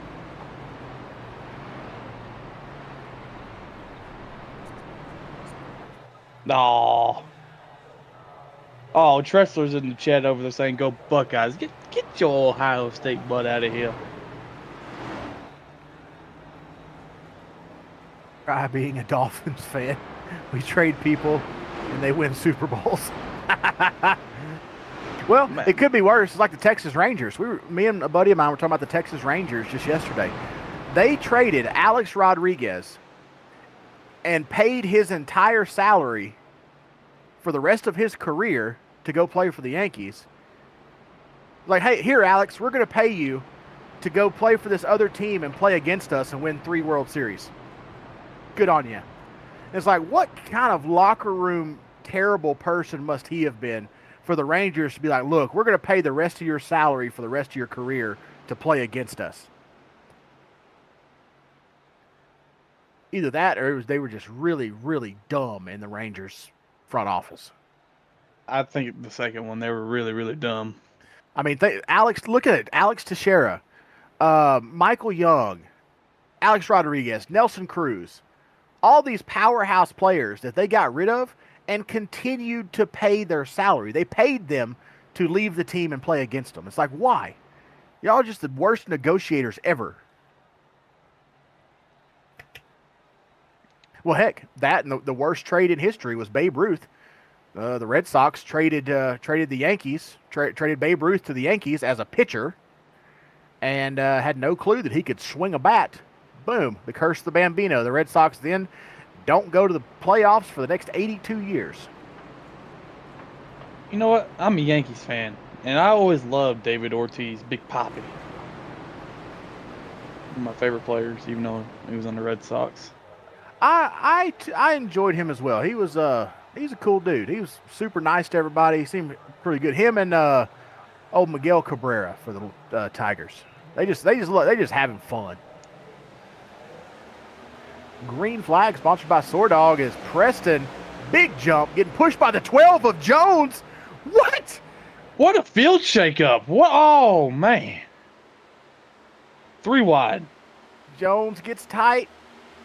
He's trying to hold on, but he had to check up there for the 88 of Preston. And he is falling like a rock. We see the 41 get up on the 95, give him a little shove. Preston puts Sanger in the wall. Are you singing a country song over there? Nope. Just trying to figure out where I want to look. There's action all over the place. Preston out to a half-second lead over the 95 currently. Never thought I'd be saying those 2 words. He might have a chance to go win this. Go win this, Preston. I think if it stays green, he has a good chance. Maybe. Jones falling like a rock. He definitely did not have the car to stay up there, but I think he still got a little front end damage. yeah, Preston out there about a half-second over the 95 of CP. And the next closest, we'll say, dangerous car is the 41 of Whiteman. He's had a lot of speed tonight. Hopefully the 95 can make that car kind of wide. I think Preston's favorite person right now is that 95 holding back them strong cars, especially the 20 of Mangrum. Yeah, for sure. Just kind of watching here, Evan Janik down there by himself. No help on the bottom. Well, got a little help now from the 67 of Beck fighting his way back up there. Pushing him past Mercado, who really needs to finish ahead of Janik here, but not getting any help.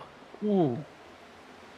I don't think Janik's car is liking the dirty air, because ever since he got back there, his car has not liked it at all. Yeah. Oh, 33 of Lewis, 45 seconds off the pace. Big damage on the right front as well. Tracy, what did we miss?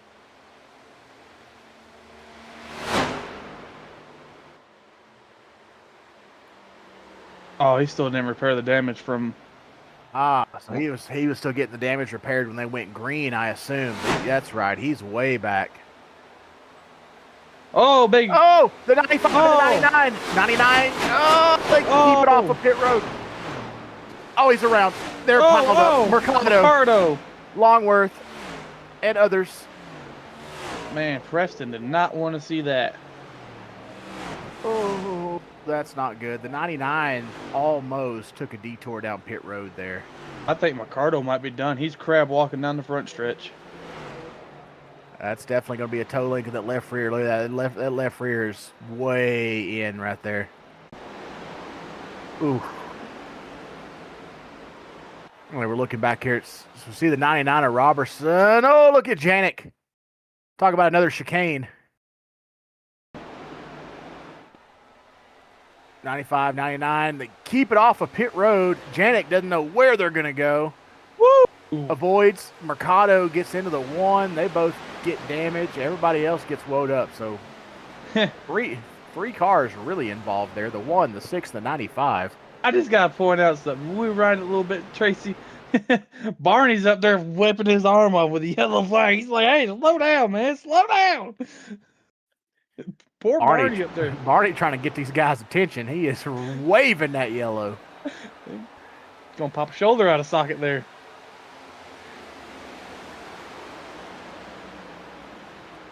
Yeah. Need a good Barney shot. Let's jump to our leader, Preston, or a couple of the guys that made it through the wreck here. Yeah, we'll go Preston. He can really give us a good shot of Barney if we look kind of from the grandstand angle. You got our ticker's in the way. Come on, Barney, it's your time to shine. Oh, there he is. Go. There he is. So we're definitely going to see Barney getting busy with that yellow right here. Waiting for it. There he is. Waiting for it. Throw the yellow. Throw the yellow. There you go. Get it. Yeah.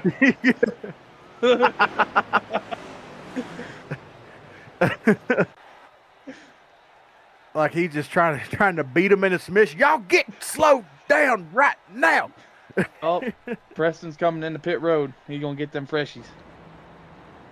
Yep, Whiteman's going to stay out here, so Preston's going to have all these cars ahead of him. Looks like Latrell Robertson coming in as well. You got a few takers here. I just want to point out, though, besides the Barney situation, the 99 did a really great job of keeping that car from not hitting the wall. Yeah, not hitting the wall, not going on pit road, not hitting any other cars. Looked like rookie Jeff Burton out there. Yep, well, except rookie Jeff Burton was running with Exide. He didn't run the Sitgo till his third year left with Roush.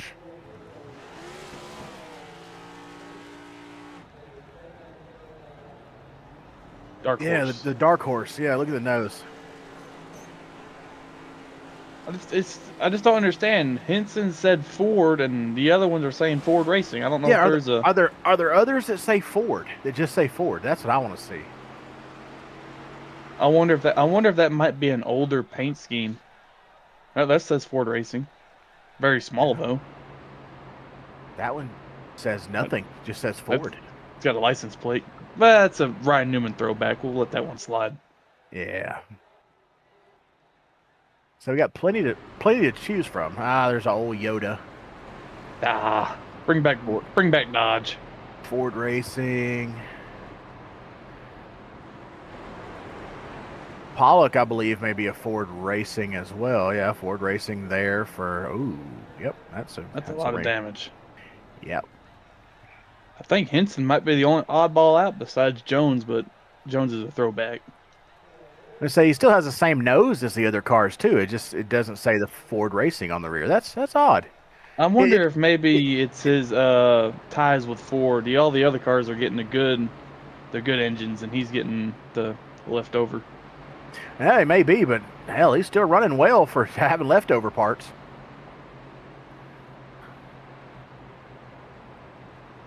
Yeah, they all say Ford Racing. That's so weird. I don't know. Gives us something to talk about. Yeah. Hey, there's one. It doesn't even say Chevy. That one says Camaro. I'll tell you one thing. Real life, the executives asked the. So they were interviewing when the Camaro first came out. They were asking, what exactly is a Camaro? Because they came out, it was an answer to the Mustang and all this that Chevy had created. And they said, well, what exactly is a Camaro? Because everything around that time was named after an animal or a mythical creature or whatever else. So like, what is a Camaro? And they said, oh, it's this mythical creature that eats Mustangs. That was Chevy's executive's answer when they in their interview said, what exactly is a Camaro? They said, oh, it's the ancient mythical creature that eats Mustangs. So you're welcome, Chevy. Well, I got to hand it to Chevrolet though. They've always been better than the Mustangs the Camaro have, except for, you can't go wrong with the first generation Mustang. So I really like the old Fox bodies. I don't know why. I don't know what it is about them. I hate the way they look, but I like the idea of them. see, I've seen so many Fox bodies at the drag strip. They're just, when I think of a Fox body, I think of a drag car. They're so light with a big old engine in the front. Yep. Ooh, Henson, last car on the lead lap currently in the 39, sitting 16th. Mercado 1 lap down, so definitely hoping for another caution here as Mercado, as he will be the lucky dog if it comes down to it. The 95, 3 laps down after getting that damage fixed. That caution right there cost him a good finish here today. Whiteman, Mangrum, Ganger, Pollock, Jones, Allen Wilson, Janik, Beck, Salidas, Preston, Robertson, Luttrell, Longworth, Lewis, and Henson. Your lead lap cars as the pace car is off. Barney got the green in the air. Getting ready to send this thing. There he goes. Whip that thing. Yeah. Get going, boys. Get on. Yeah. Looks like he's riding a horse up there. Get going. Wow. Whiteman out to the lead with Mayor Pollock. Pollock's loose. He's around. Whoa. Into the 96. Everybody scatters. What a save. Stay green. Ooh, he's still washing up. All right, look who's back in the hunt now. Oh, Yannick up there. He's a coming. Might have to dust off the old seat again.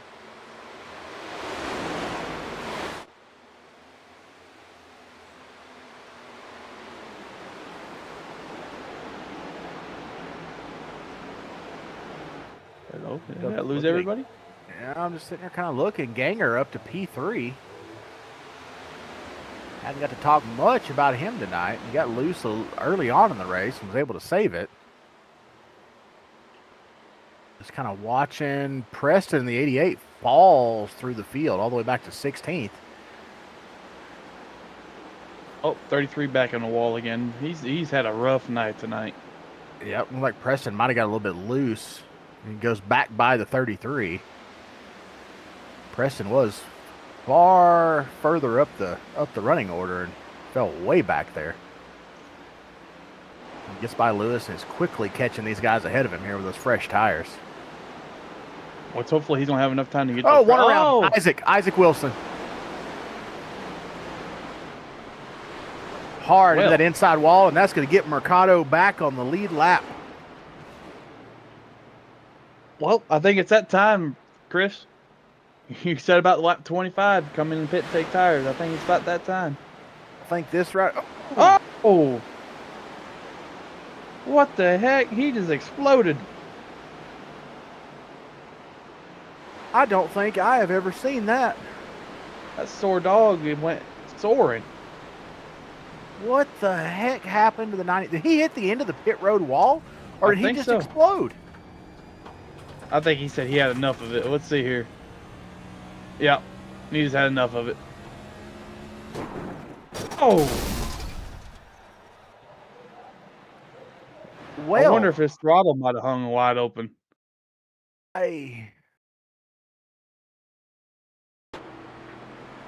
Vicious lick. I've never seen that before. Oh, he has no left front tire.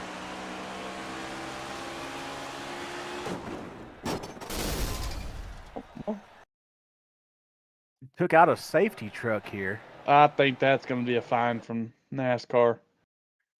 Well, you can't find him if he's dead. Well, touche. What the heck? It just wedged itself between the two walls. That is insane. It's like playing pool, man. Pow!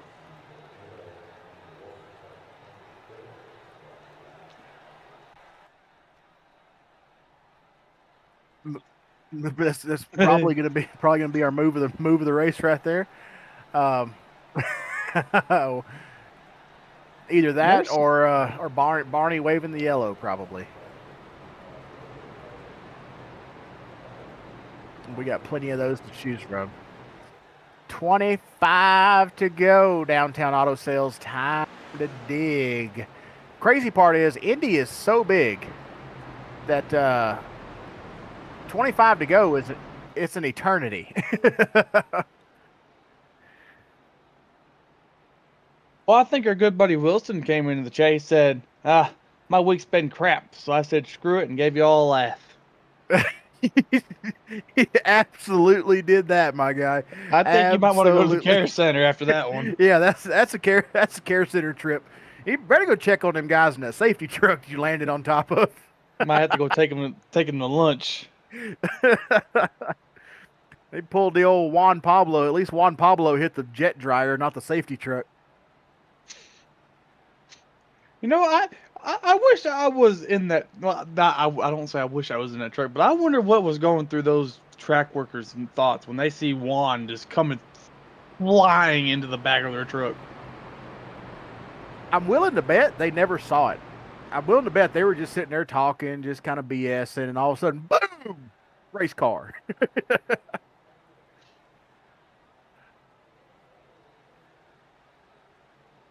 They probably pulled the dang Ricky Bobby moment. Help me, Tom Cruise! I'm on there, Help me, Oprah Winfrey. baby Jesus. Oh, had a Ford. You know, the thing was. Oh yeah, I think it was a tank. Wouldn't die. Stephen Luttrell, Lewis, Mercado, Allen, all on pit road.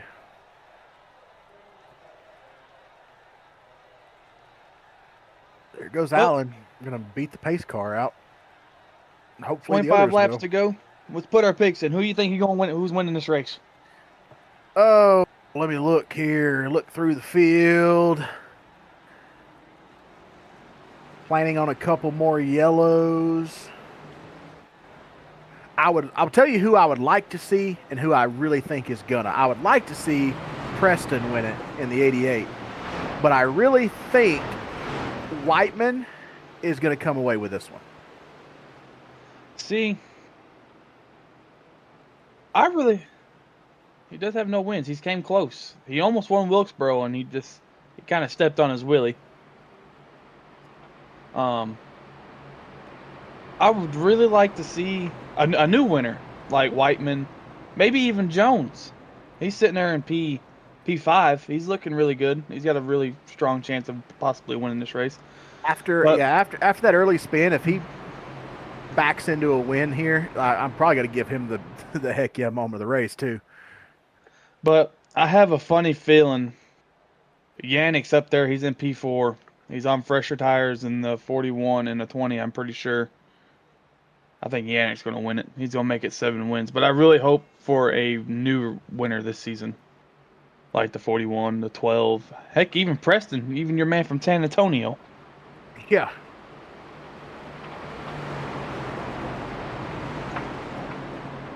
He's picking old CD, huh? CD has had a really good car. Here's the thing. Nothing against CD at all. But we don't see him run up here up front a lot. And it would be a really great feel-good win to have him come in and finally get him one. So I wouldn't be mad if CD won it for sure.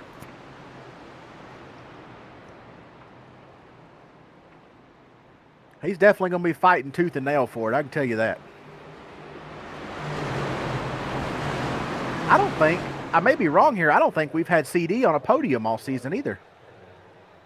I don't think his stats said he's even had a top 5. It may be one. He's had one top 5. Yep, so we haven't got to talk to him on the podium, and Whiteman, big jump there for Whiteman. So I'm sleeping. Yep, Jones looking inside the 22. Jones may still have some damage. He's falling back quickly already. Preston has gotten by Mercado and Allen. Those fresh tires, he's making short work of these guys as he is moving on through the field, and he is eyeballing Salidas and Henson right now. Got 23 laps to make these tires go, go, go. Well, he's got fresh ones. Everybody else has got at least 10 to 15 on theirs.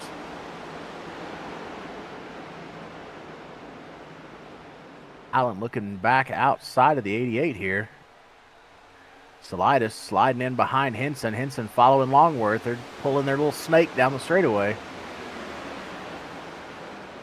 Look who's sitting there in 8th. He's recovered after kind of a not so good first half. Oh, and as soon as I bring his name up.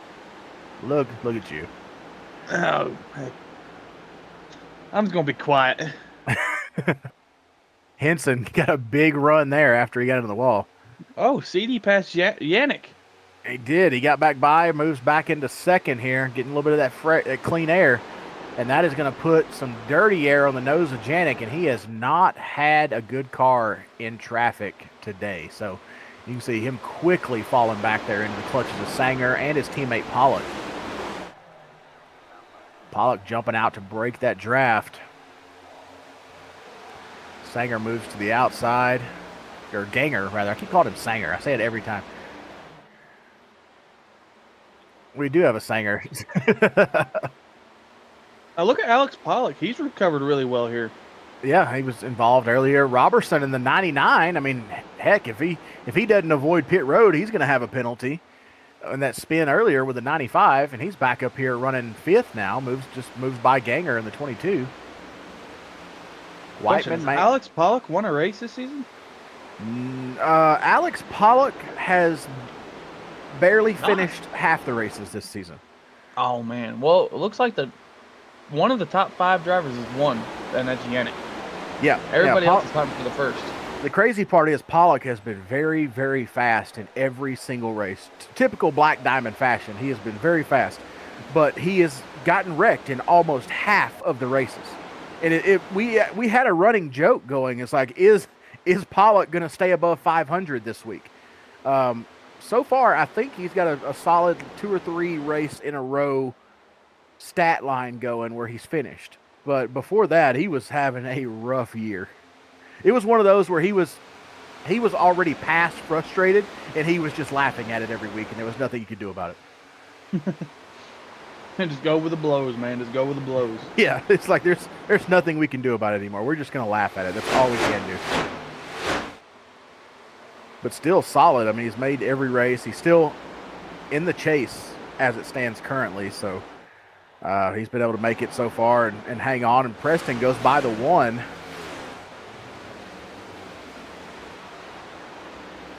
Of Longworth. Just kind of looking here. Yeah, he makes it past Longworth. Stephen Luttrell makes it past Preston, though. Preston still P13, Luttrell P12. Henson worked his way up to 8th so far and looking to make a move on Jones, and he does. He clears Jones right there coming out of 2. Great recovery so far. He's now trying to catch up to the 22 of Ganger. 19 to go here. Still eating Body's race. I think the 41 sitting in the catbird seat right now. I have half a second ahead of the 20 with clean air. I think he's just look out the front windshield, man. Don't look behind you. Yep, Janik still right there on the 22. It's a lot. I don't know if he's just buying his time or he really just cannot get by him in the dirty air here.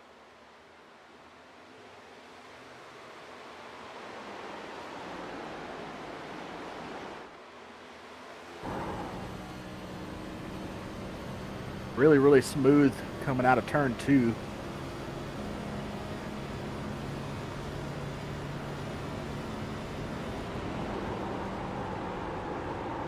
Easy in.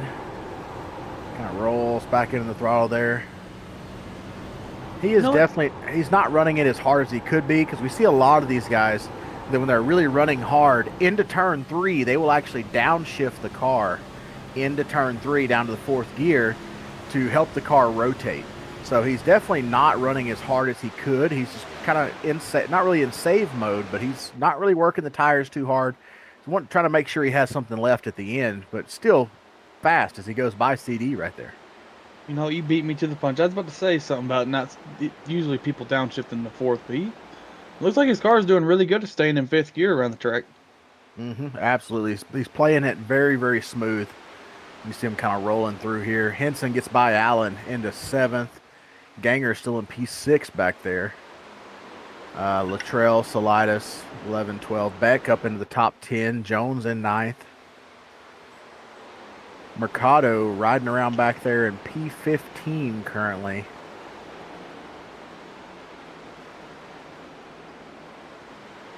Definitely not the day that he wanted. No, most definitely not.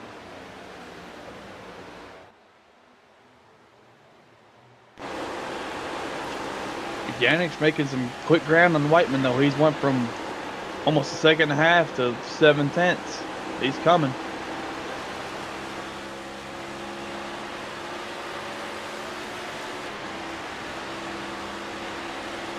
I think Whiteman is one of them cars he's running it really hard. He's downshifting the fourth. I think I heard him upshift up on the backstretch.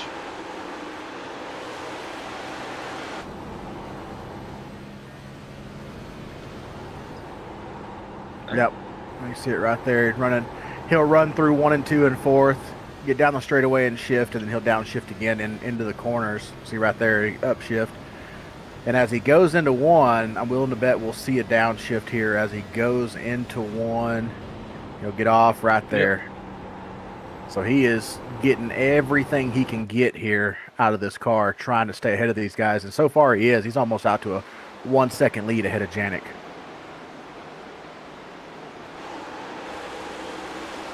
He's got 15 laps to go here. Hopefully he can hold him back.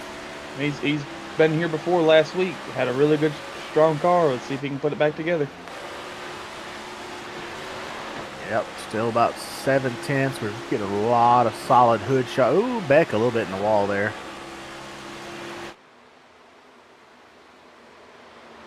CD not really falling off of Janik. He's staying right there with him.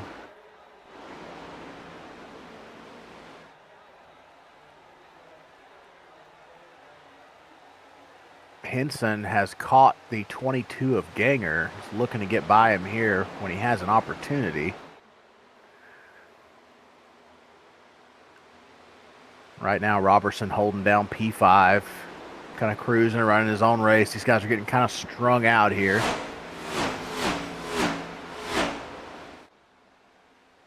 Snaking down the back, typical Indy fashion. One into the wall, like back into the wall a little bit back there. And for someone being on such fresh tires, it don't seem like he's going to be there. Your man Preston from San Antonio.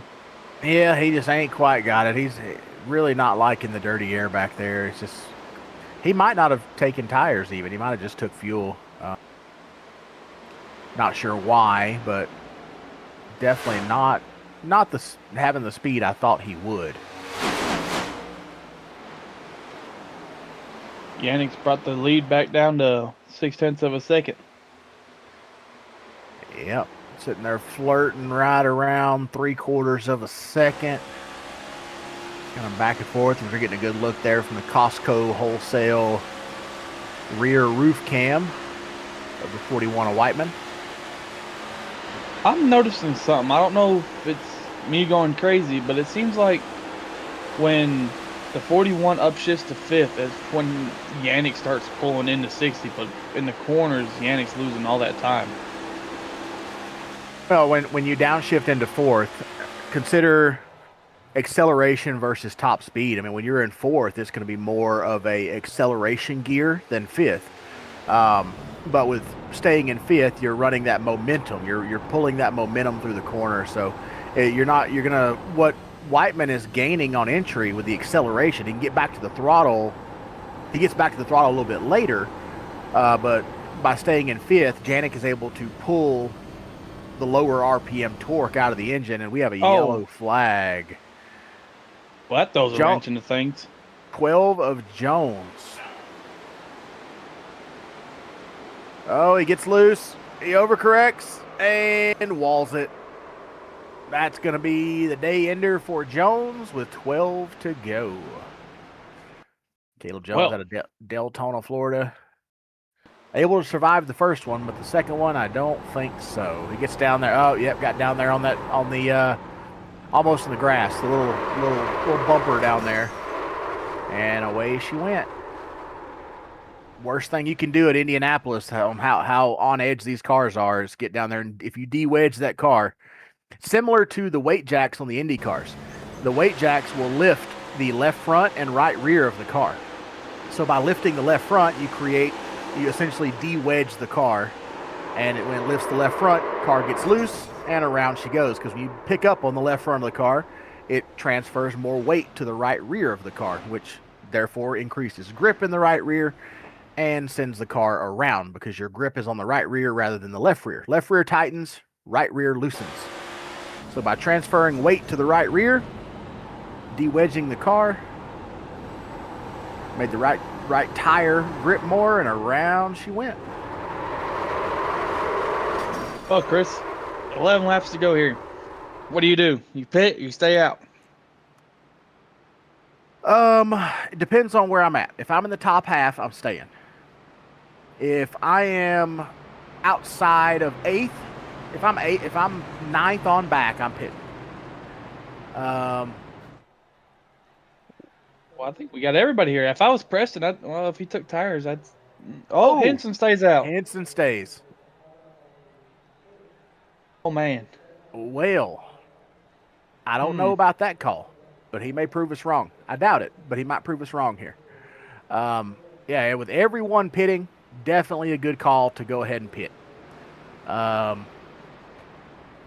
We'll see how this last 10 laps go, but we're going to go back green here with 7 to 8 laps to go, I believe, and that is an eternity at Indy. But here's the problem. Timing and scoring is showing every car 1 lap down besides Henson. There we go. Now timing and scoring is fixed.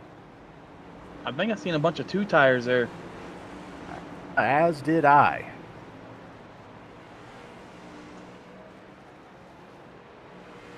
Track position going to come down. 7, 8, 9 to go.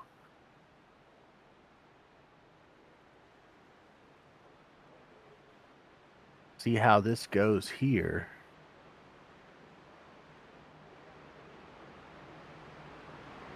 Robertson took 2. It looks like the 22 took 2.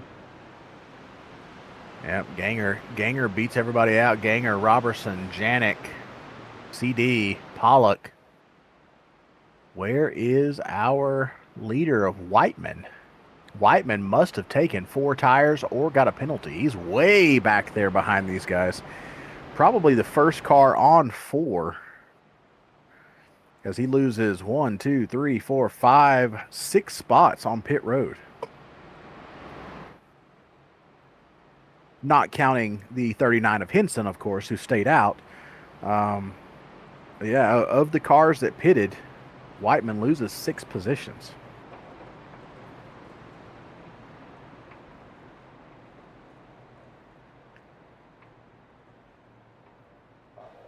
But we are coming to the choose here. So we will go back green with 9 to go.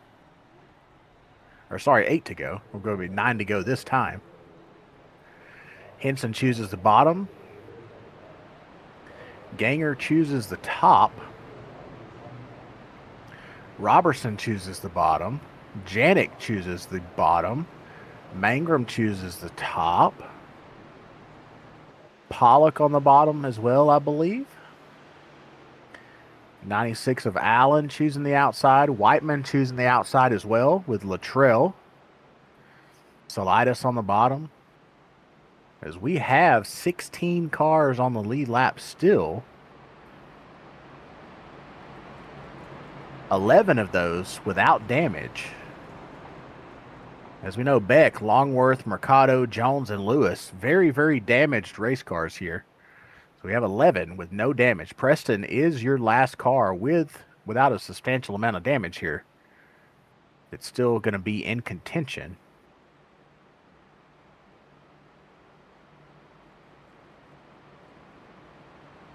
I wonder how these old tires are going to hold up for Henson on this restart here.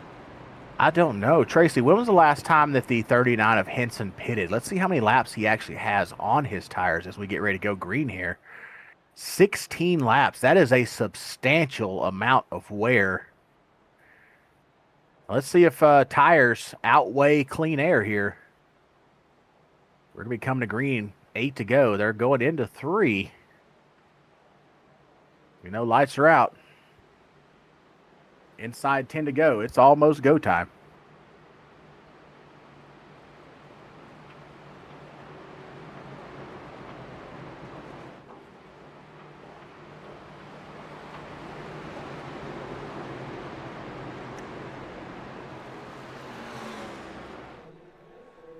Ooh, all righty. Coming down to the wire. 8 to go here. Pace car is off. Henson has control in the zone. They are in the zone now, and they are off. SoarDogg green flag. Wheel spin from the 22. Inside lane. Big jump. Henson gets out there with Robertson and Janik. As the 22 is loose in the center, and the 20 is loose in the center. 22's around. Into the 20. Beck gets some damage as well. They all get it straight. We're going to stay green. No, we are not. The 20 is in the wall. Surely we'll have a yellow. I think we're staying green. The 20 is stopped and tows quickly, so they are staying green here.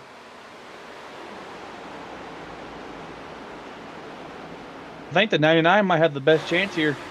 I think so. He is right on the bumper, playing it safe right there with Henson. He's running him clean. Doesn't want to get into him here. They come out of 4, coming to 7 to go here.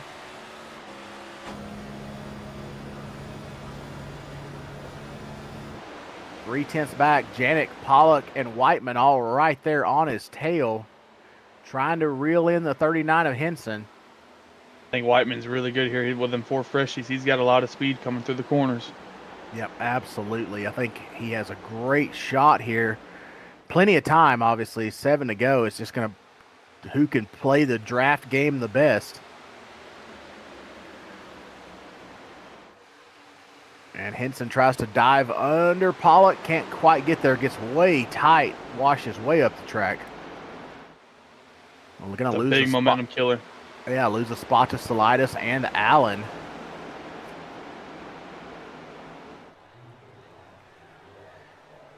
Henson has the 99 and then 2 Black Diamond Sharks right there on his tail as they come across. 6 to go here. A lot of scraping on the front stretch wall there, I heard. Yeah. Yep, for sure. Henson's getting such a good run here on corner exit. We'll be able to watch him really power off the corner, which is odd considering he's got so many laps on those tires. He's really getting through the corners well. As we see Robertson trying to make some moves and not having any luck whatsoever. It seems like right when he gets his nose to the back bumper of the 39, it just gets super tight. Oh, yeah. The arrow. Oh, yeah. You can see it right there as Robertson gets into the wall. That dirty air behind the 39. He just cannot quite get the run he needs. You see Evan Janik moving to the inside now. Going to try his luck with the 39. 5 to go here. Janik and Robertson. Oh, he's going to get pinched. He's not quite. Okay, Robertson and Janik. This is what Henson wants to see here. Robertson and Janik fighting for second. They need to get nose to tail. Janik gets tight, and his teammate Pollock gets into him, allowing Henson to get away, almost a 1 second lead. Now half second now over Robertson.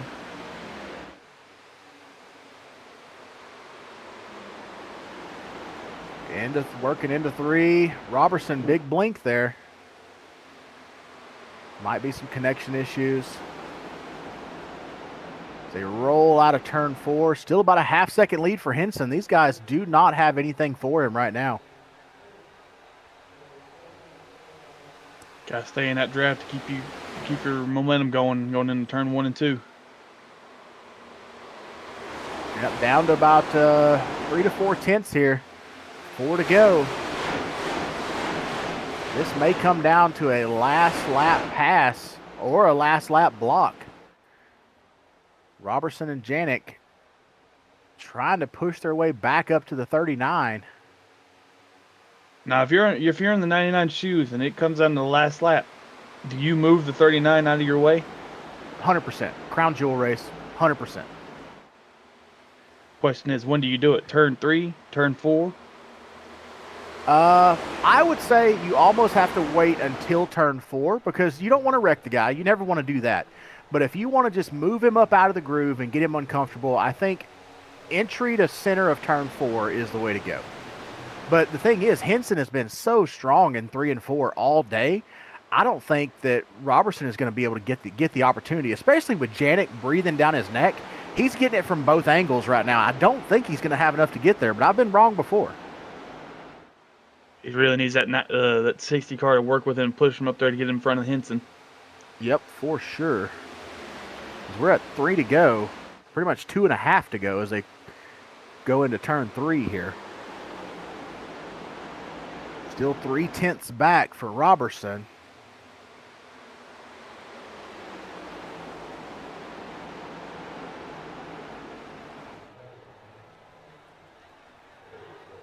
They come out of turn 4, still 0.3 back to Robertson. 2 to go here.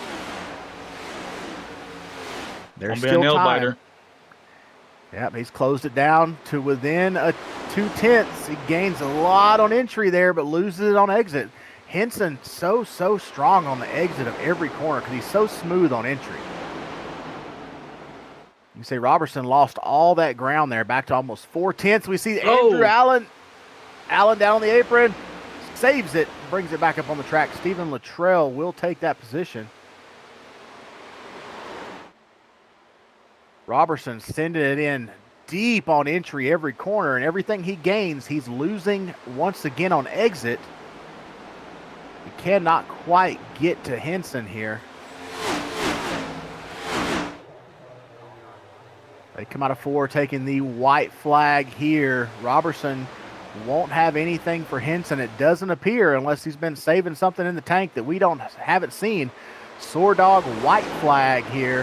1 to go. They work their way through 1 into 2. Robertson and Janik looking inside, outside. Robertson gets loose on exit. They're down about almost a half second now behind Henson. Henson really reaching down into the tank here, pulling out a little bit extra. Down the back straightaway into turn 3. Smooth cruising on through. Out of 3 into 4. Coming out of 4 here. Henson has the lead. They will not get to him. 2 starts, 2 wins for the 39 of Gavin Henson, taking the crown jewel here in the Brickyard 250. Robertson 2nd, Janik, our point leader, in 3rd, Pollock 4th, Whiteman 5th, Salidas, Luttrell, Allen, Preston, Mercado, Beck, Longworth, Ganger, Jones, and Lewis round out your top 15 and lead lap finishers here, as Steptoe, Mangrum, Wilson, CP, and McComas round out your top 20. Mangrum ended up 7 laps down there after that contact with the wall. But awesome win here for the 39. Really pulled it out there at the end. Able to get out front. Really controversial call. I mean, I'll be honest, I'll be the first one to admit I questioned his call to stay out there, but dadgummit, if it wasn't the winning call to stay out on those old tires and was able to hold those guys off. Really impressive. Yeah, for sure. Keeping that clean air. I guess clean air was king here, no matter the tires. And he just pulled it off and held on. What a win. Heck yeah, really impressive run. That was cool to watch. See, it looks like you can get a little smoke show here on the front straightaway. Give Barney up there in the flag stand a nice little show. Right here on the yard of bricks. Look at that. Burn them down, buddy. I think he got some practice in. This is a good looking burnout. I like it. See, that's the thing. Indy is a really hard place to do a burnout. I'm liking this one. This one right here, this is a good looking burnout. That is a very good looking burnout. Look at that. That was cool. Two wins. or 2 starts, 2 wins. There we go. Stop stepping on my tongue here. 2 starts, 2 wins. Heck of a good run. I mean, heck, he's batting 1,000 here in the NSRLA SoarDogg Cup Series. Going for the old Polish victory lap. There we go. Awesome run tonight for Gavin Henson. We are going to take a short break, and we will be right back here on Leadfoot TV with your post-race coverage of the Brickyard 250 in the SoarDogg Cup Series right after this. Stay with us.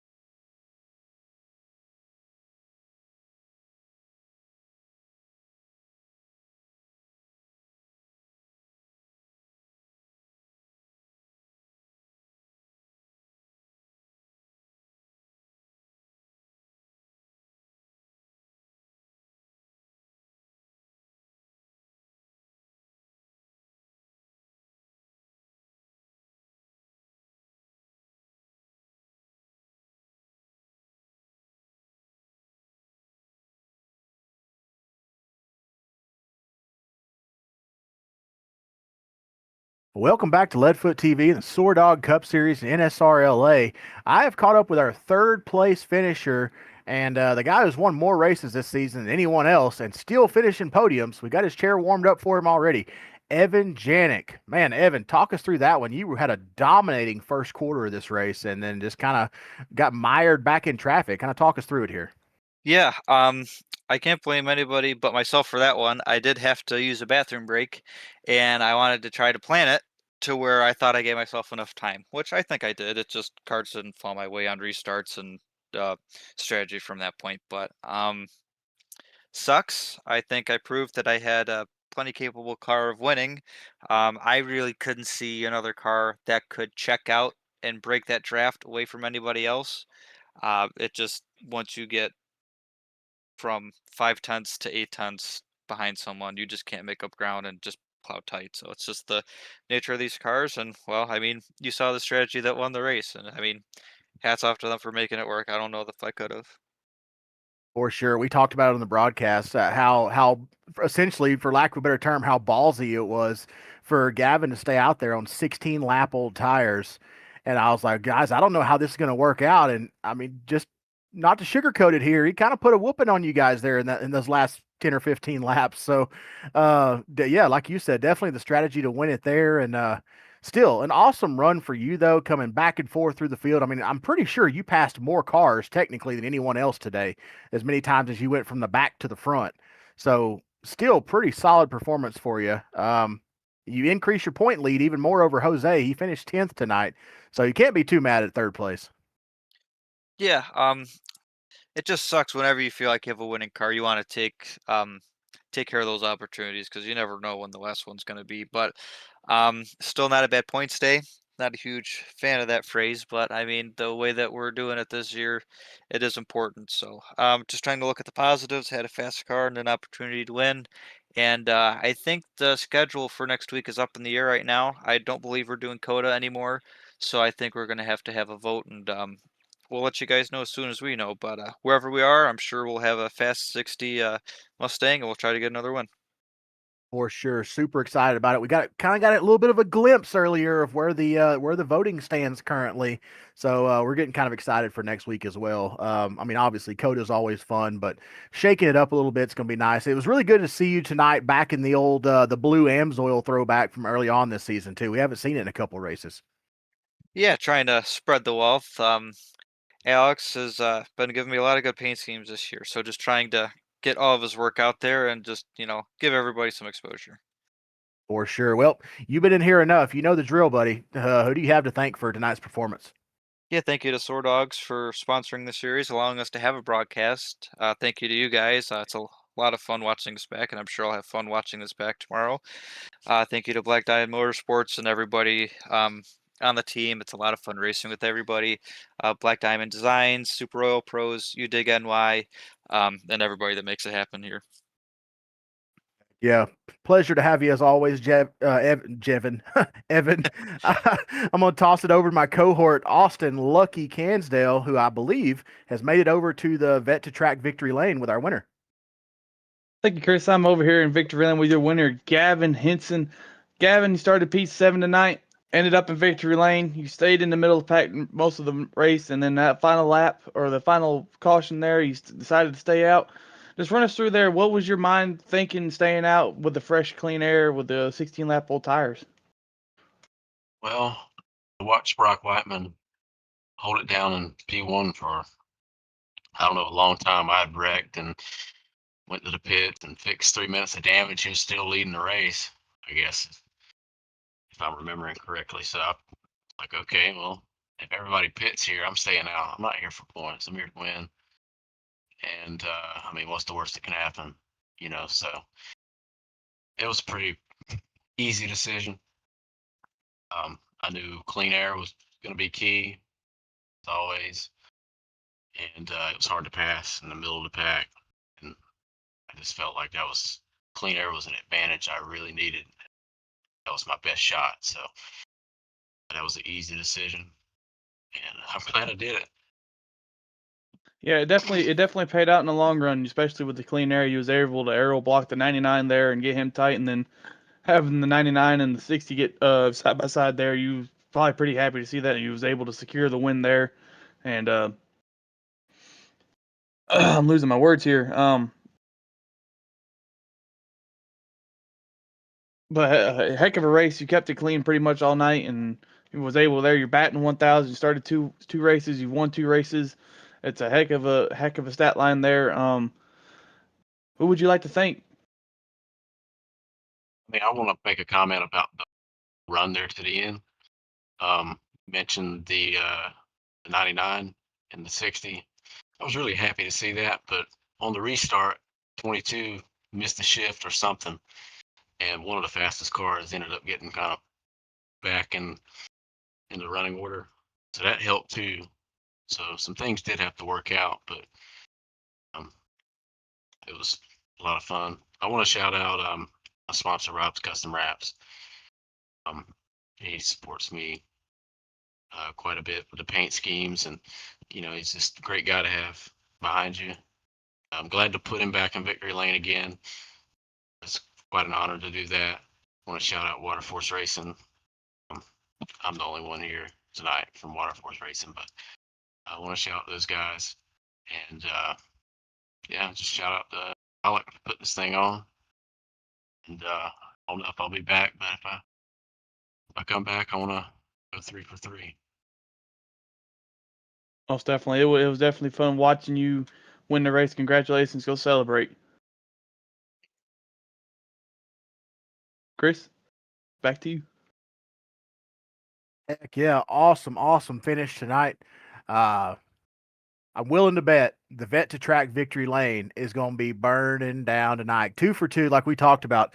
2 for 2, very, very solid stat line. I couldn't have said it better myself, Lucky. That's batting 1,000, man. That's a big deal in racing. There's a bunch of other guys out there trying to take that away from you. That's a really cool deal. Oh, Tracy, let's run through our finishing order here real quick. You see right there, Gavin Henson, as we talked about, 7th to the win. Fought all day, and then right there at the end, amazing pit strategy call. Really, like we said in the interviews, a ballsy call. It really was. 16 lap old tires, able to pull it out here. Charles Robertson not quite able to get back up there. 12th to 2nd, still a solid day.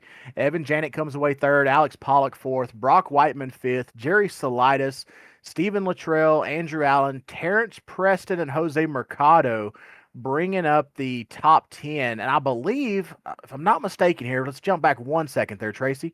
Started 21st and finished 9th. Terrence Preston, if my math is correct, he may be our hard charger for the night, going 21st to 9th. Other than that, though, we'll run through. Lucky, I'll let you run through 11th to 20th. Finishing 11th is your last week's winner, Dale Beck. He had a rough night, but he was able to scrounge up at 11th. And 12th, you got Samuel Longworth. The 13th, you got Noah Ganger. 14th, you got Caleb Jones, Dustin Lewis, Jason Steptoe, CD Mangrum after a messed up restart there on the back. Went from 6th to 17th. That was a crappy call there for him. Sadly, he got caught up in that. 18th, you got Isaac Wilson. CP in the 95 finished 19th. And 20th, you got Stephen McComas. And then our last 3, Isaac Brock, Ryan Bittler, and Jacob Cochran, involved in some incidents early that ended up being catastrophic to their race night. Tough break there. But last order of business, Tracy, we talked about it a couple times. Our heck yeah moment of the race. And I can't lie to you, man. I wanted to give it to the 93 of Wilson for his dramatic exit to the race tonight. But I think I got to give it to Gavin Henson for that call. Like I said, I'm still amazed by that call to stay out on old tires and end up getting the win. I think I got to give it to Gavin.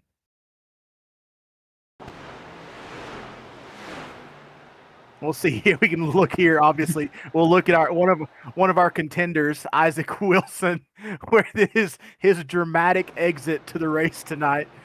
He's like, well, that's the end of this, boys, and right here he is full throttle. There we go, and parks it right there into the track entrance, right ahead of the track truck. Oh man. That was one of our candidates. That was the candidate until Gavin won the race. Until Gavin made his call to win the race, I was going to give this our heck yeah moment of the race just for sheer TV quality. But again, I got to stick with it. I still have to say Gavin. You guys can cast your votes, but Gavin's my vote. No, I agree I with gotta- you there, Chris. Oh, go ahead. Most Sorry, definitely. Austin. I think that's Gavin staying out with a gutsy call there to stay out and to win the race, get the clean air. I think it's definitely the move of the race. For sure. 39, Gavin Henson taking the win. 16 lap old tires with, I believe, what did they restart with? 8 to go. So he had some pretty eat up tires and was still able to, he didn't just beat the guys. I mean, he pulled away there at the end. He got out to a half-second lead and stayed there. So dominating fashion tonight. Can't say anything else about it. Just absolutely dominating fashion. Wins by 3/10 on this restart. So definitely Gavin Henson taking the win tonight. But as always, it has been an absolute pleasure bringing you guys the action here from the SoarDogg Cup Series, NSRLA. Huge thanks to Black Diamond Designs, Black Diamond Enterprises as well, Downtown Auto Sales. You see all of them flashing across your screen there. NSRLA we mentioned. SoarDogg, of course, the SoarDogg Cup Series right there. Love that logo. Well, from Indy, Gavin Henson takes the crown jewel here, the Brickyard 250. And next week is kind of up in the air right now. We will know where we are racing later this week, so keep your eyes and ears on the NSRLA pages and social medias and Discords and everything else, and we will find out where we are racing next week in replacement of Coda. But for my cohort, Austin Cansdale, as we call him, Lucky, he is lucky after all to be in the booth with us because we're awesome. I'm just kidding. Love you, Lucky. You are. Love you, Lucky. But as well as Tracy Brown, always pushing all the buttons. I am part-time ARCA Menard Series driver, full-time Dirt Late Model driver, full-time Leadfoot TV announcer, and Golden Racing League owner Chris Golden signing off for tonight. We'll see you next week, wherever we end up. You guys stay golden.